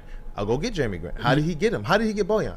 These are by trades. Were by trades. That's why I'm saying, I'm not saying you draft Scoot Henderson to have him just be a trade asset. I'm saying you give your team all the best options because you have a GM like Troy Weaver. If this was a singular or a mono type of a GM who was just like, oh, I picked my point guard this year, next year I'll pick my center. Troy Weaver doesn't operate like that. He pick point guard after point guard after point guard, and none of us here are 3 years are upset about that right now. Excuse me. If Jaden Ivey by year 3 can hit 37 to 39% from 3, Cade Cunningham can hit 38 to 40% from 3. Yeah. Then I can buy into Scoot Henderson. but this team is lacking shooters. It has a ton of space creators. You have a ton of it. But don't sit there and tell me. You're lacking athletes, though. You're lacking serious which is pure true. athletes. Which is Jeff's point, though. Which is why having a Brandon Miller is a seamless fit day one. And Booner, I see you in the chat. Don't say Jeremy Grant. We're not doing this experiment again. The Pistons have to make a very clear decision this offseason. Yeah, you go get the right head coach, and you build your offense around what you have, which is Ivy and Cade, and you figure that out. And if it's adding Scoot or if it's adding Brandon Miller, at this point, I don't care. And if it's getting the number 1 pick and landing Victor, great. You got to figure out how you're going to play offense with the guys you have in the backcourt right now before we can even make a decision on who the best fits are. Because until I know that Jade and Ivy can develop a three-point shot and a consistent mid-range game and that Cade can stay healthy, I really have nothing. That kind of lends into Scoot Henderson, though. And we need a gunner off the bench. They've never had that. The times they've had that, they've been winners. Well, you have to have a guy who can come off the bench and be a legitimate all-star starter. You typically don't draft them, though, that high. Hold on. And let me... But you don't get these opportunities. But the Pistons have put themselves in position. They say we've specifically positioned ourselves to have these attempts to be able to get the players that we desire, we like, we want. And Troy did say, I'm not being backed in the corner into anybody's idea of what a fit is. He was asked that. Would you take Scoot with number 2? Yeah, I would take Scoot with number 2. Would you take Brandon? Yeah, I would. It just depends on how these things play out, but both of these players are fine players. It's just the way that I look at it. When we talk about they have to play basketball, how many times do they go to the bench? I don't want to see them really just kind of play basketball off the bench. Those players are generally going to be your less skilled players. Those are less talented. I want a guy who can come off the bench and we don't have to worry about how many plays we have to draw up for Killian and pick and rolls and this and that. This guy's going to go out there and almost the spirit of AE and just absolutely mash. We the last time we've had that, like I said, we were a winner. We haven't had that in a long time. But your argument is for Brandon, I can go get a Brandon Miller. But could I argue that if you need scoring off the bench, I could help you with that? Not necessarily scoring off the bench. Because if you want, because again, this is where I differ with Jamal. You brought up Jamal, Crawford, some good examples, guys. And even in today's NBA, Tyler Hero, Jordan Poole, 2 guys that are really impactful off the bench for their respective teams. They weren't number 2 overall picks. They don't have the athleticism. I understand that, but I'm not drafting a guy number 2. Would you agree? And this is where I'm coming from. Cade and Ivy, that's your future backcourt. Yes. We would agree. For right now. We would think. Timeout. So there it is. So hold on. Well, there it is. Because you're at this point, you're like, hey, I'm taking the best player available and I'll get rid of the worst player. Is that kind of where you're thinking too? No. So you would agree that those 2 are your future backcourt. I believe that you give yourself the opportunity to have all the assets that you can have. I believe that they can actually make it work. I believe that Troy Weaver is a specific type of GM who has tried to do this or has been with regimes and organizations that have tried to do this with multiple players who could be deemed as all-stars, whether they're coming off the bench or whether they are starting. And if he said, we look at all these guys as the same. The players all step to the podium and say, we look at ourselves as the same. If I'm coming off the bench or if I'm starting, this, that, and the other. They're building a program. That's something a little bit different than the ways we're used to seeing NBA basketball put together. Yeah, but if you can make it work with less egos than OKC, we all sat here and we all pondered, what if they made it work? But Troy Weaver is actually building a team and a foundation of that from the start. Yeah, but I don't have enough information yet. And the thing I brought up with Ivy, he shot 34% from 3. That's got to go up a few percentage points. About 37, 38 on the second half of the season. 38's got to be consistent, I think, by year 3. I think that's a fair expectation. Yeah. His mid-range, awful. Between 10 and 16 feet, he shot 40%. That's unacceptable. Attacking the basket, he was phenomenal. 58% attacking the rim. And then, of course, closer to, just between the three-point range and the free throw line, he shot 44%, which was better, but he didn't take as many shots. He took 353 point attempts, 185 combined mid-range shots only. That the percentage points need to really change drastically. He's got to get better at the free throw line. I have a lot of hope for Jaden Ivey. We saw the D Wade comps. I think this guy's going to be a spectacular player in the NBA, but he was a rookie, and you're going to draft another rookie at the same position essentially. I'm with Jeff on this. I know you want the player, but the fit, I think, expedites the players around you. They have so little talent, so little high-level talent, that is a fit as well. I don't agree with that, though. I think Cade and Ivy are super high-level talents. I didn't say just that they young. weren't. They need a lot more. That's the thing. Look at the teams that are winning right now. Look at their rosters from start to finish. Yeah, but their stars are 6-7 years into the NBA, and that's why I told him even before the season, you're still 4 years away, because I have to wait for Ivy and Cade to enter their all-star prime before I can even consider myself a contender. And there's no free agent you add that's going to make me think you can get out of the first round, let alone a draft pick. And that's also the issue I'm struggling with, because the 4 teams left right now in the playoffs, you can argue they got wings. Like Boston, wings. Brown, Tatum. Miami, Butler. Denver, Michael Porter, Aaron Gordon. And they, of course, Jokic, but they got wings. Even with the Lakers, of course, they have LeBron. He makes up for 2 wings. But still, that's where I'm looking at. Although I agree with I'm not going to hate a guy for going BPA. If you think Scoot's the second best player, that's fair. But I struggle with, if I draft Scoot at number 2, at least in my opinion, I have enough confidence in Cade and Ivy. He ain't starting. He will never, unless he's better than Ivy, and then you have to make a decision, are you trading Ivy? But at this point, I guess it's the difference. I have more confidence in these 2 being my backcourt. And if Scoot's coming off my bench, I ain't drafting him at 2. Like, that's where I'm struggling with. I don't want to. I don't want to. All right, well, philosophy is a little bit different, man. My philosophy is that's why it's a little different. I think Cade. I don't want him touching the 3. I don't want Cade. Yeah, I don't want that either. So Ivy's my 2. So where Scoot fit into this? That's the problem. The first player off the bench, and you give him the same amount of minutes as those other guys. You have rotations where the 3-guard rotation is out there, and I believe that what we saw with Ivy with his maturation.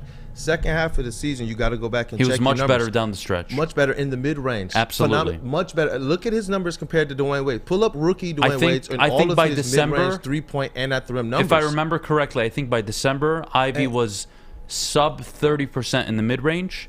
And I think post All-Star break, it was near 48, 49%. He was hitting a lot. But the thing to remember about Ivy is that Ivy was put in a position to play point guard, and he succeeded. Yep. Ivy and Cade Cunningham are high IQ basketball players who have facilitated successfully for their teams. That's something different. Ivy is not just a guy, because I think that when we talk about can we make this fit, I think we do a disservice to Ivy, and we actually are saying, hey, you know what? Let's act like he's not the facilitator that he's shown himself to be. Let's act like this is just going to be some dead log, jam where they're just all sitting around saying, I need the ball, I need the ball, I need the ball, I need the ball. That's not what it's going to be. There's enough shots for 3 high-level scorers, no matter what positions they play, to actually get the ball and score. That's how the NBA is set up. And my thing is this. If you draft Brandon Miller, right? I'm not saying he's not fit. I love Brandon Miller. If we get Brandon Miller, I love his name, by the way. Beautiful name. Best name in the world.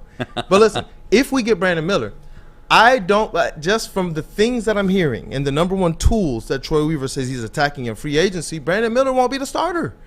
He's not going to be the starter. That's what I'm saying. When we're sitting here thinking about these draft picks, we're talking about philosophy, basketball, and what we're hearing the organization say, neither one of those guys are probably going to be the projected starters coming into this season. But who fixes a need right away? Both of them. We need the athleticism. I would argue length and shooting, especially on the wing, is the biggest need for the Pistons. Would you agree?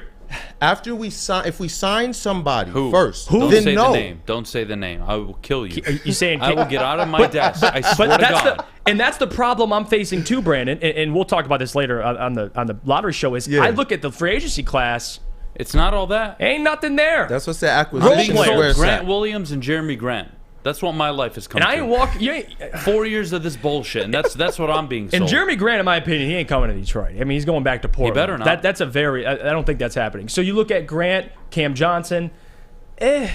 Like, if you get those guys, if you're telling me Brandon can't start over Grant Williams, I got nothing for you. Like, there's no way in hell Grant Williams. At this stage, they're better than Brandon Miller over Grant Williams all day. Well, if they land the number 1 overall pick, everything we just talked about today is fucking pointless. Yeah. I mean, that's when free agency gets really interesting. And this also speaks on, again, if you get 4 or 5, I'm trading that thing. I'm looking to trade it. Obviously, you need a deal on the table. Because we're talking, look at the argument between just 2 and 3. And those are the luxury arguments. This is one where it's just like, man, but I really like Brandon. Now, my heart is like, I like him too. If we get him, I'm happy with either one of these players. And I think that, just from my perspective, each of them fills a need.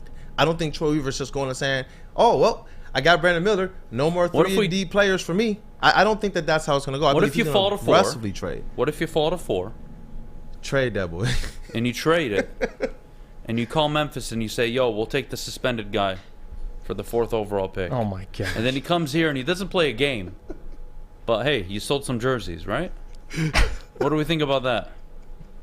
John Morant? No. No? No, we're done. Not at all. No party in this No, city. we're John done. Morant, bro. We're done here. Man. None of it. Score. You know what? Pick Emoni Bates. I don't even care. Pick Emoni Bates. He wants I was to come here. surprised when I saw like he's projected at like the bottom of the 2nd round. I was literally like, If I'm a wow. team, I don't mean this. How do I say this? It's not often. I'll tell it this way. It's not often a guy that was comped as the next Kevin Durant, a top 7 pick in the NBA draft, has this time kind of fall from grace, recovered a little bit. We don't know enough about his circle yet, but if I'm picking at 30, 33, 34, I trade 3 future seconds to take the chance on Emoni Bates. We want to talk about 2nd-round MVPs and Nikola Jokic. Emoni Bates has the talent. Oh, yeah. Someone's going to...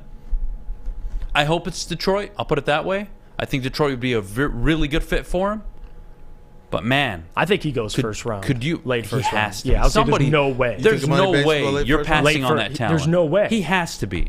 I'm seeing mock drafts that have this guy like. I get it. I'm just saying, if to you're an NBA GM and you're at 28 to 35 and you're approaching that 2nd round, grab him. I thought 31 for the because those are Pistons was contenders. dope. I'm not losing. If you're a contender in the 20s, Wait, hold on. come here, Emoni. Ask me this. Come join the Tell team. me this. Am I crazy for thinking like before I went and started looking at where he was mocked? I thought that number 31 pick was perfect for the Pistons to say, you know what, I could take a flyer on a guy like this. Now I know what they say about those. It's like another 1st round. If he's going to be there a little bit lower than that 31st pick, trade back. But am I crazy for thinking that, hey, you take a flyer on a guy like Emoni Bates at 31? Oh, you're not crazy. Bro, the comments I think you're are crazy wild. if you pass on him at 31. Look, we posed that question, I and think people we're are going to like, laugh. no. I think I'm in just 5 like, what? years, we're going to laugh at the 13 to 15 teams that pass on him within that range when he's either coming off the bench as a really good scoring bench option, or, God knows. You never know. Maybe he does live up to his full potential, and he is the next comp of Kevin Durant. Who knows? I Who like knows? Emoni Bates I think it's personally. worth a risk. That late in the draft, it's the NBA draft. Yeah. It's not the NFL draft. The NBA draft matters for like the first 8-9 picks. Right. And then it's garbage typically after that. You're hoping to get role players with upside late in the draft. No, I like Emoni Bates. I saw the comments. Everybody's like, no, heck no, get him out of here. We don't need that. There's no risk I'm like, involved. What do you mean we don't need that? Emoni Bates is a very good basketball player. He can get you buckets. You saw the game he put up for Eastern this year? Oh, my gosh, yeah. Game against Michigan. What the hell was that? I'm just saying, look, I know he's had his problems. I hope he's fixed them by now. He'll suffer in the draft for it, but if I'm a GM, I'm sitting there 28-35. I'll give 3 future seconds to trade up if I have to. Hell, I'll give up a protected top 10 first to move up into the late first round. I'm with y'all on this one. Yeah, I'm dead It's serious. a layup. Yeah, if you're If he misses, I missed on a 2nd round, late 1st round pick, not a lottery pick. And if he hits, I look like the smartest guy in the world. What's what you draft for late in the NBA draft? You draft for upside, and you have a guy who was a lottery pick, who was one of the most hyped players, not only coming out of high school, but even before all the stuff that happened Bates, off the court. That whole situation is going to be fun to watch. Yeah, he's far better than any prospect you'll take at 30. Like that's again, like, if he doesn't have the problems he had at Memphis, he's a top 7 pick, and you're talking about his name with Scoot Henderson and Brandon Miller after Victor Wembanyama. That's the truth. Yeah. Said this about Hendon Hooker. He wins the Heisman. He doesn't tear his ACL. He's probably a top 10 pick, given the nature of the quarterback position in the NFL. You got him in the 3rd round. No risk. No risk. Yeah. He doesn't play a down for the Lions. It's okay. You're right, because if Emoni Bates is only this low on mock drafts because of situation and not because of skill or talent, I'm sorry. The Pistons are not in any position, just in my opinion, to pass on him if he's sitting there at 31. I agree. Unless there's just a great deal that's sitting there, which Troy Weaver's There's no term. great builds available there typically, and he's going to be the exception, and I think you have to go for it. Yeah, would you take a couple of 2nd round picks, or would you just take Emoni Bates? You got to take him. I'll just take Emoni Bates. You got to take him. I would trade 3 futures to make sure I drafted Emoni Bates. I'd give up 3 future seconds to make sure I could get Bates at the end of the first or early Didn't second. the Pistons like trade 2 or 4 second-round picks for like stuff we don't even remember today? Like they've done this. They've acquired picks. They've traded picks. Sign me up. Hey, I'm on the Money Bates Express, man. Hey, seriously, great job. Thank We you, loved brother. having you. Thank you. It's a fun 45 By the minutes. way, It's always great being here. Shout it out. What's going on tonight? 8 o'clock. Woo! Yeah, man, I'm gonna be in full gear tonight. Got the Chauncey jersey. We got Lucky the teddy bear. We got the basketball and the original banner from the year that we got. Cade Cunningham. It is the NBA Draft Lottery Show tonight. Hosting with my guys, and we got a lot of people coming through. Mr. Everything, Jeff Iafrate, Sean Murphy, man. We got Rod Beard, Mike Curtis of the Detroit News said he's gonna give us some time. We got some special guests and a couple features as well. And we're going to have as many as our Woodward crew come through. I'm hoping Adam comes through. And look, bro, you going to be nice if it is Scoot Henderson? If we wind up falling to I won't be. You'll find out. I'm probably going to be like Jeff. Yeah, we're going to have a great show tomorrow at post-draft. Yeah, it's going to be interesting, man, because I can't wait to now know. I'll either have a hookah in my hand or I'll have a – I don't know. What's a good drug to just kill myself with? Okay. Fentanyl? Why? Fentanyl? Yeah, but that's kind of a shitty way to die. I want to go out like on top, you know? Like Tony Montana. I might do a bunch of blow if the Pistons fall out of the top 3. Honestly. Who knows? It might be my last show. All right, Brandon, appreciate you. You're the best. Take care. We'll talk tomorrow. For sure, we'll talk tomorrow. Definitely. Can't wait. Definitely. Can't wait. But before we go, Jeff, our good friends over at Guardian Alarm. Well, let me tell you about them, guys. Guardian Alarm. Allow Guardian Alarm to offer you customized solutions from real experts, 24/7 professional monitoring and technology that's backed by people. Your safety and security not only deserves technology that's been proven to work, but by people that have been proven to care. Call 1-800-STAY-OUT for more information. Introducing the Planet Fitness Guide to getting that post-workout glow. Step 1. What's your why? More epic energy? Better sleep? Blow off steam? Step 2. Join Planet Fitness for just $10 a month and get moving in our clean and spacious clubs. Step 3. Bask in that post-workout glow. Join Planet Fitness today for just $10 a month. Join today at any of the 50-plus Detroit area locations. How would you like to win not one, but 2 vehicles of your choice? One for you and one for your wife, your girlfriend, or your best bud. Get to Lady Jane's today for an award-winning haircut and automatically enter for your chance to win. Courtesy of Les Stanford Buick GMC of Ferndale. Lady Jane's, open 7 days a week, walk in anytime. It's wicked awesome.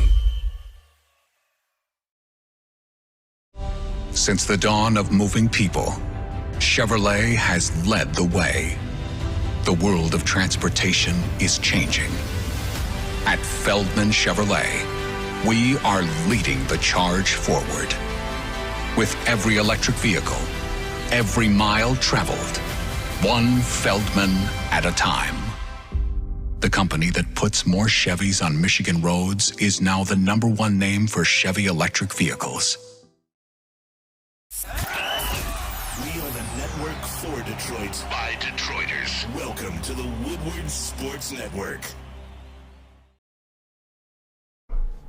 Let me tell you about our friends over at Big Boy, because at Big Boy, Strawberry Fest is back. Try classic breakfast items like some strawberry hotcakes or mouth-watering red velvet waffles. But if you're not feeling breakfast, you can try the strawberry bacon chicken wrap or cool off with their refreshing summer splash salad. But don't forget to grab dessert as well, including their very delicious classic strawberry pie, deep-fried vanilla Oreos, or strawberry hot fudge cake, and more at Big Boy. You know, I wanted to get to Hendon Hooker, but I am going to use the next 6 minutes to have a little one-on-one with you guys. How about we have a little fun before we get to mailbag, huh? Love our one-on-ones. All right. The one-on-one today is just going to be about life in general. Oh, okay? Cool. Life lessons with Adam. We're going to get some life lessons from Adam today. I don't know. It's been on top of my head. I don't know which way this is going to go. Last few. I think it's going to go in a good direction, I hope. I don't know. Look, our demo, you know, our audience that you and I have, I would say is between, on average, 29 and 47, 48 years old. I think that would be the average, probably the 50% of it. Probably the other 30% is 50 plus, and then the other 20 is anything under 27, 26 years old. And for any of you that are young, aspiring careers like Jeff, I've been thinking about this, and I really didn't even know how to bring it up on the show, and I wasn't even sure if I was ever going to bring it up. But, like, in life, guys, you need to understand it's not always going to work. Like, you're going to fail. Mm-hmm. All right? That's going to be today's lesson. You just have to accept it. You have to accept that, you know what, it might not work. You can do all the right things for 2, 4, 5, 10 years. You still won't make it. How many kids play basketball literally from when they're 2 years old up until they're 18? They don't get a college offer. They walk on. They don't make the team. You just got to accept it. It's part of life, right? So if something really good that you like comes to an end, it's okay. You move on. You take it on the chin. You learn from it. You grow from it. You don't sit there and moan and make everybody around you sad. You take life on the chin. And whatever life gives you, it is what it is. And the most important thing, or at least what I like to think, the most important thing's got to be your family, right? You got a healthy family. You see your mom, your pops if they're still alive. You check on them, make sure they're good. Take care of your significant other if you're married or if you're dating someone. Right. Just be a good human. All right, that's today's life lesson. Be a good human. And remember, life isn't all what you want it to be sometimes. It's okay. Is that good? Yeah. I don't know. I kind of had a really late night, and I was thinking about that shit all night. Is that all that to say I'm fired, or no? No, it's nothing to do with it. No. I love it. No, I just last night I was thinking to myself, like, what is life? Like, what am I doing? I talk sports every morning, do a bunch of stuff for the network outside of it. I got a kid on the way in July. It's really the kid kind of made me start thinking. Yeah. Geez, I'm gonna be a dad in July. I don't think anybody's ever ready, but no. It's kind of like accepted what I am. I want to be a good dad, good husband. I want to be a good son to my mom and pops. That's about it. Everything else, like, growing the show with you and building the network and all that, that's all great. But that's not everything. It just isn't. It just isn't. I don't know. What happened to you last night? I don't know. I was putting together the crib. I finished the baby's room last night, so it's all like real. It's happening. Yeah. So, I don't know. I got into my feelings last night, to be honest with you. I wasn't even listening to Drake, and then here we are. I was just about to make that comment. Wasn't even listening to Drake. Yeah, that you were I can't wait to Drake. see post baby Adham. Like what changes? Yeah, I don't know. A lot more responsibilities. I mean, I don't sleep already, so I'm gonna be good. I'm built for this. You won't. Yeah, that's true. I'm built for having a kid. That's true. That's true. I don't sleep already. Oh God, but yeah, no, you'll man. be a great dad. No, man, I was putting together all the baby stuff yesterday. I'm like, what the fuck am I doing with my life? Honestly, talking about sports every morning. You guys are crazy enough to listen to me and Jeff. I don't know. Just had like a small realization. I'm fucking crazy. I'm crazy. I accept myself. And I come off as racist or, arrogant or whatever the hell you want to call me. It's fine. I am what I am. I am what I am. If you're going to be a father soon, good luck. I have no advice for you because I haven't done it yet. Brandon Holmes says, WoodwardSports.com, just became a dad in January. It's hard, but it's awesome. Congrats, buddy. Congrats. Yeah, congrats, Brandon. Congrats. Adam smoking that Calvin Johnson pack. Maybe. Honestly, maybe. I don't know. I was just thinking about this. Like, it's been almost 3 years. No, it's been 3 years of Woodward. So, just over. So, like, time flies. Time flies, man. I remember when this thing first started. So, time flies. Take advantage of it. I remember when I was at Woodward, my dad, like, no health problems. Now, not the best shape. All right? So, just got to prioritize a little bit. So, you got to remember what's important in life. Yeah, enjoy every single day. Don't get caught up in all this bullshit. All right, guys? Remember, freedom of speech, the most important thing. Say whatever the fuck you want. Don't apologize for it. Just be a nice dude or woman. Don't be a dick. All right? Treat people the way you want to be treated. And take care of your family. I think that's all that matters. Just be thankful you woke up this morning. Right? Maybe not to that level. I'm not there. I haven't ascended that far yet. Oh, in life, so you're getting through it by I'm kind the of day. just. Yeah. Well, you're I'm not figuring there it out right now. Yeah, you'll be. I'm figuring it out right now. I don't know. Sebastian says he's been a dad for 2 years. Wouldn't trade my daughter for anything. Yeah, man. I bet. Dad of 3. Best advice: try and practice patience. Oh, dude. Oh my God. Patience is my middle name. Yeah. You should meet my wife. Patience, her middle name as well. I don't know how it works, but it works. Here we are. All right, we'll take a break. When we get back, we'll get to mailbag time. Appreciate all of you guys. When we get back, we'll answer all your questions and well, we'll sign off for the day. But before we do, Jeff, our good friends over at Swiss Insurance. Let me tell you about them. Listen, we talk about the Pistons and selecting Victor Wembanyama. Well, I got an insurance company for you where you can always be confident with who they're selecting and giving you the best insurance options, and that's Swiss Insurance. You draft a company that'll give you the most cost-effective plan and protect you like, the number one overall pick in the draft, like Victor Wembanyama. Contact him, mark@swissins.com. That's mark@swissins.com, or go to www.swissins.com for more information. Love Woodward Sports? Love wearing clothes? Then you should be wearing Woodward Sports clothes. Check out our full line of merch at woodwardsports.com. Just click on shop. We have all your favorite designs, like Dan Campbell kneecaps, Woodward golf, and of course, our own logoed out merchandise. Men, women, infants, kids all love Woodward Sports. Impress your friends. Impress your boss. Impress your dog. Buy Woodward Sports merch today.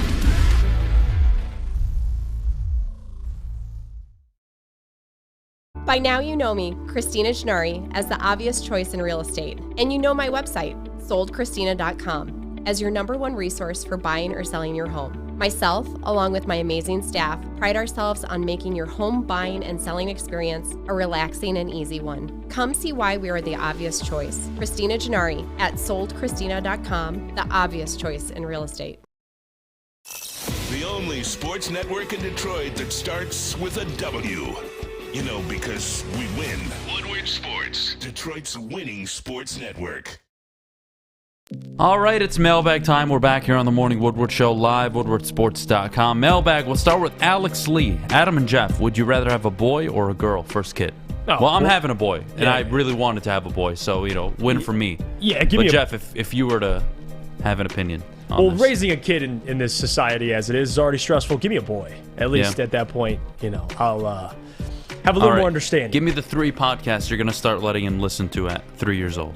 Joe Rogan. Okay. Go for it. No, I want to hear it. Let's do it. I don't know. Joe Rogan? Okay, yeah. Give me Joe Rogan. My 3-year-old. He'll be the most... Give me the other 2. None of the podcasts I listen to be honest with you. Really? Maybe we'll pop on some sports. Come on. I want his brain immediately. He'll be reading off stats like Sam Flannel by the time he's 6. Oh, yeah. We don't need another Sam Flannel in the world. Not with his takes, but with his statistics. Please don't. Yeah, give me Joe Rogan. Just pump a 3-year-old up with all that knowledge. No, I'm going to get my kid on probably Jocko Willink. Jocko. Get him on Jocko. Would be great. I'm going to get my kid on Jocko. What else am I going to get him on? I see Jordan Peterson. I'll get him on some Andrew Tate and Jordan Peterson. I think that'll be the trifecta. And then my kid will be one of the most hated kids in the world, and I'll absolutely be so happy for him. Fuck it. Yeah. Fuck it. No, I see. I got nothing to lose. All right, what other questions do we have on there? Can Adam's unborn child coach the Pistons? Honestly, Herb, you know what? I'm going to plead the fifth on that one, because if I say what I want to say, I'll get in trouble again, so we don't want to do that. By the way, shout out to Mr. Ray. His 3 podcast, he said JRE, Woodward Pistons, and Jeff and Gentry. Smart 3 right there. That kid's going to be smart. Look at this guy. Stint says, Mailbag, is it true Jeff and Sam are going to Ball Boys for the next Lakers home game? Oh, 100%. Yeah, I'll be in the crowd. 100%. I'll be sitting me, Sam Flannel, and, give me Al Pacino. We'll all be courtside of the Lakers game. Watching the Lakers take Game 3 against the Nuggets. Can't wait. All right, fair enough. Let's go with other questions. What should the Pistons give to get Russell Westbrook? My nuts. Not going to happen. That's about Absolutely not. I'd rather die. That's about The Lakers went from the 13th ranked team in the Western Conference to perennial NBA finals contenders. They're in the Western Conference final right now. Stop it. Stop it. By the way, I put together the rocking chair last night. That was a bitch to put together. It's really weird, but I finally got it. And I sat in it, dude. Oh my God, almost fell asleep right away. Right away. So comfortable. Now you're getting so comfortable. Now you're gonna be one of those dads who just falls asleep in random spots. Oh, I'm Like gonna you're have my sitting down, Heineken in the little thing right there. Snoozing back. Falling asleep. It's gonna be you. All right, what else we got on here? Jeff, did you like those fights this past weekend? Second question, Adam, are you a sim for Alex Jones and Andrew Tate? No, I'm not. No, I don't like Alex Jones. Andrew Tate, I like a little bit. I do. Alex Jones, I'm out on. Andrew I'm not Tate, a fan he's of fine. Alex Jones. And no, I did not actually get a chance to catch the fights this past weekend. I did not. Oh, you traitor. Yeah, I heard Rosenstrike got knocked out. I mean, it is what it is. I'm not tuning in. All Can't right. wait for Ultimate Fighter, though. Is Excited for Kendall that. Jenner going to sit by Jeff at the next game? If Kendall Jenner gets to sit next to Jeff, which she would be very lucky for, 9 months from now, Jeff will be a dad. That would be my bet. What do you have to say to that? No. I'm staying the hell away from that family. Are you sure? Yeah, that family. That's a layup. A layup? Dude, it's a layup. Easiest. What is that? Dude. In what way? Like, Many ways. Devin Booker was with Kendall. Okay. And now Bad Bunny is. Like, it's, hey, she's not never yours, had- buddy. It's just your turn. That's how it works She's with, never with the tasted Jeff. Kardashians. What's wrong with that? Well, give her some of that Italian stallion, you know? Start Jesus. Jesus. Oh, my God. Do the Lions make a trade for Quinnen Williams? Why or why not? They won't. The Jets aren't going to let him walk. They have one of the best defenses in the NFL. They'll pay him eventually. Jeff, if you had to pick between Lil Nas X or Jackson Mahomes, which one are you talking? Or, excuse me, which one are you taking in the NBA draft? Which one are you talking to at the NBA draft? I apologize. No, he said taking. Oh, taking to the NBA draft? I apologize. Well, no. Just no. That's the only answer I have for you. No. Well, I would pick Jackson Mahomes because he's going to be in jail, so I don't have to take him. I'd be like, oh, buddy, I booked us a If he's ticket. there via Zoom call, then I'll take Jackson Mahomes. Oh, yeah, just mute the laptop. Just mute his ass. I'll go with there. There you go. That works. All right, what else we got here? Let's see. How much trust? What? Come on, Eric. English. Mailbag. How much trust do y'all have in Troy? I read that wrong, by the way, Eric. It wasn't your fault. The I'm an whole idiot. trust thing, I mean, I still trust Troy. I think for the majority of what he's built, adding talent, I trust. But the biggest thing he's got to get right, besides Cade, is hitting on this head coach. That's really going to be a big Fair. part of this. Because if he doesn't work out, I agree with that. That trust, and if he picks a player and he's a bust, then we can have a discussion. But right now, I trust Troy. I do. Adam, what would it take for you to move to Canada? Well, Henderson, let me be very frank with you. You could offer me all the money in the world, literally tens of billions of dollars, and I would not move to Canada. Absolutely not. I would never live in Canada. Absolutely not. Not a fan of bag milk? Just No. For political and we don't even want to get into it. Well, Canada is becoming what we used to fight wars over. It's disgusting. I'm not even going to comment. No comment. They'll probably pull me on the border and fucking kill me at this we point. live in the United States of America. Oh yeah, very thankful. Oh yeah, very, very. Tom Brady and Kim Kardashian. Anybody want to see this happen? I don't know where that rumor's from, but no, I don't want to see it happen. Adam, would you rather have dinner with Biden or the Bud Light girl? Oh, definitely Joe Biden. Oh my God, that dinner. Because I would walk in, and by the end of that dinner, I would have him thinking I was a chimpanzee. That's how fucking clueless that dude is. Dude has no memory at all. I would walk in, say my name's Adam, mid-sentence, he'll call me by Adam. I'll say, no, my name's John, Mr. President. I apologize. Oh, sorry, John. And then 3 minutes later, I'll change my name again. It'll be Darren. He'll be like, oh, I'm sorry, Darren. My mistake. All right, anyways. You're not far off there. Mr. Ray says Biden will fall asleep. Probably, honestly, make my peaceful dinner. Be a very peaceful dinner. Over under Wisconsin 8.5 wins. Over under Michigan State 5.5 wins. I'm gonna go Michigan State to win 6. I think they'll barely get a bowl game. Wisconsin, I don't know. That's a tough one. I'm gonna go under. That's a tricky one. I think they'll win exactly 8. Best case scenario for Wisconsin. Yeah. Truck says mailbag. Do you think the new trainers will reduce injuries this year? Assuming for the Lions. I mean, they were pretty healthy last year. Yeah, they were pretty okay last year. And the injury-prone players are gone, so. What else we got here? Under Michigan State hammer. That means Mel Tucker's not going to be enjoying his season this year, if that's the case. Mailbag Adam, are you for abolishing the Federal Reserve? Abolishing the Federal Reserve. Look, whatever JFK was for, I'm for. Put it that way. All right. Get rid of the CIA while we're at it. Maybe we'll save tens of trillions of dollars a year that nobody wants to talk about. Better season, Aiden Hutchinson or Jack Campbell? Well, Aiden Hutchinson. Adam would share his Coke with Biden's son. Oh, absolutely. Absolutely. I'll invite him to the next NFL draft party. He'll do cocaine with me. Except he'll bring the prostitutes and the illegal Russians. Anyways, we got to go. You all have a great rest of your day. Till tomorrow, for myself, Jeff, JB, and Lucas, we're out of here. Thank you guys so much. You have a great rest of your day. We'll see you tomorrow. Student, 8 o'clock p.m.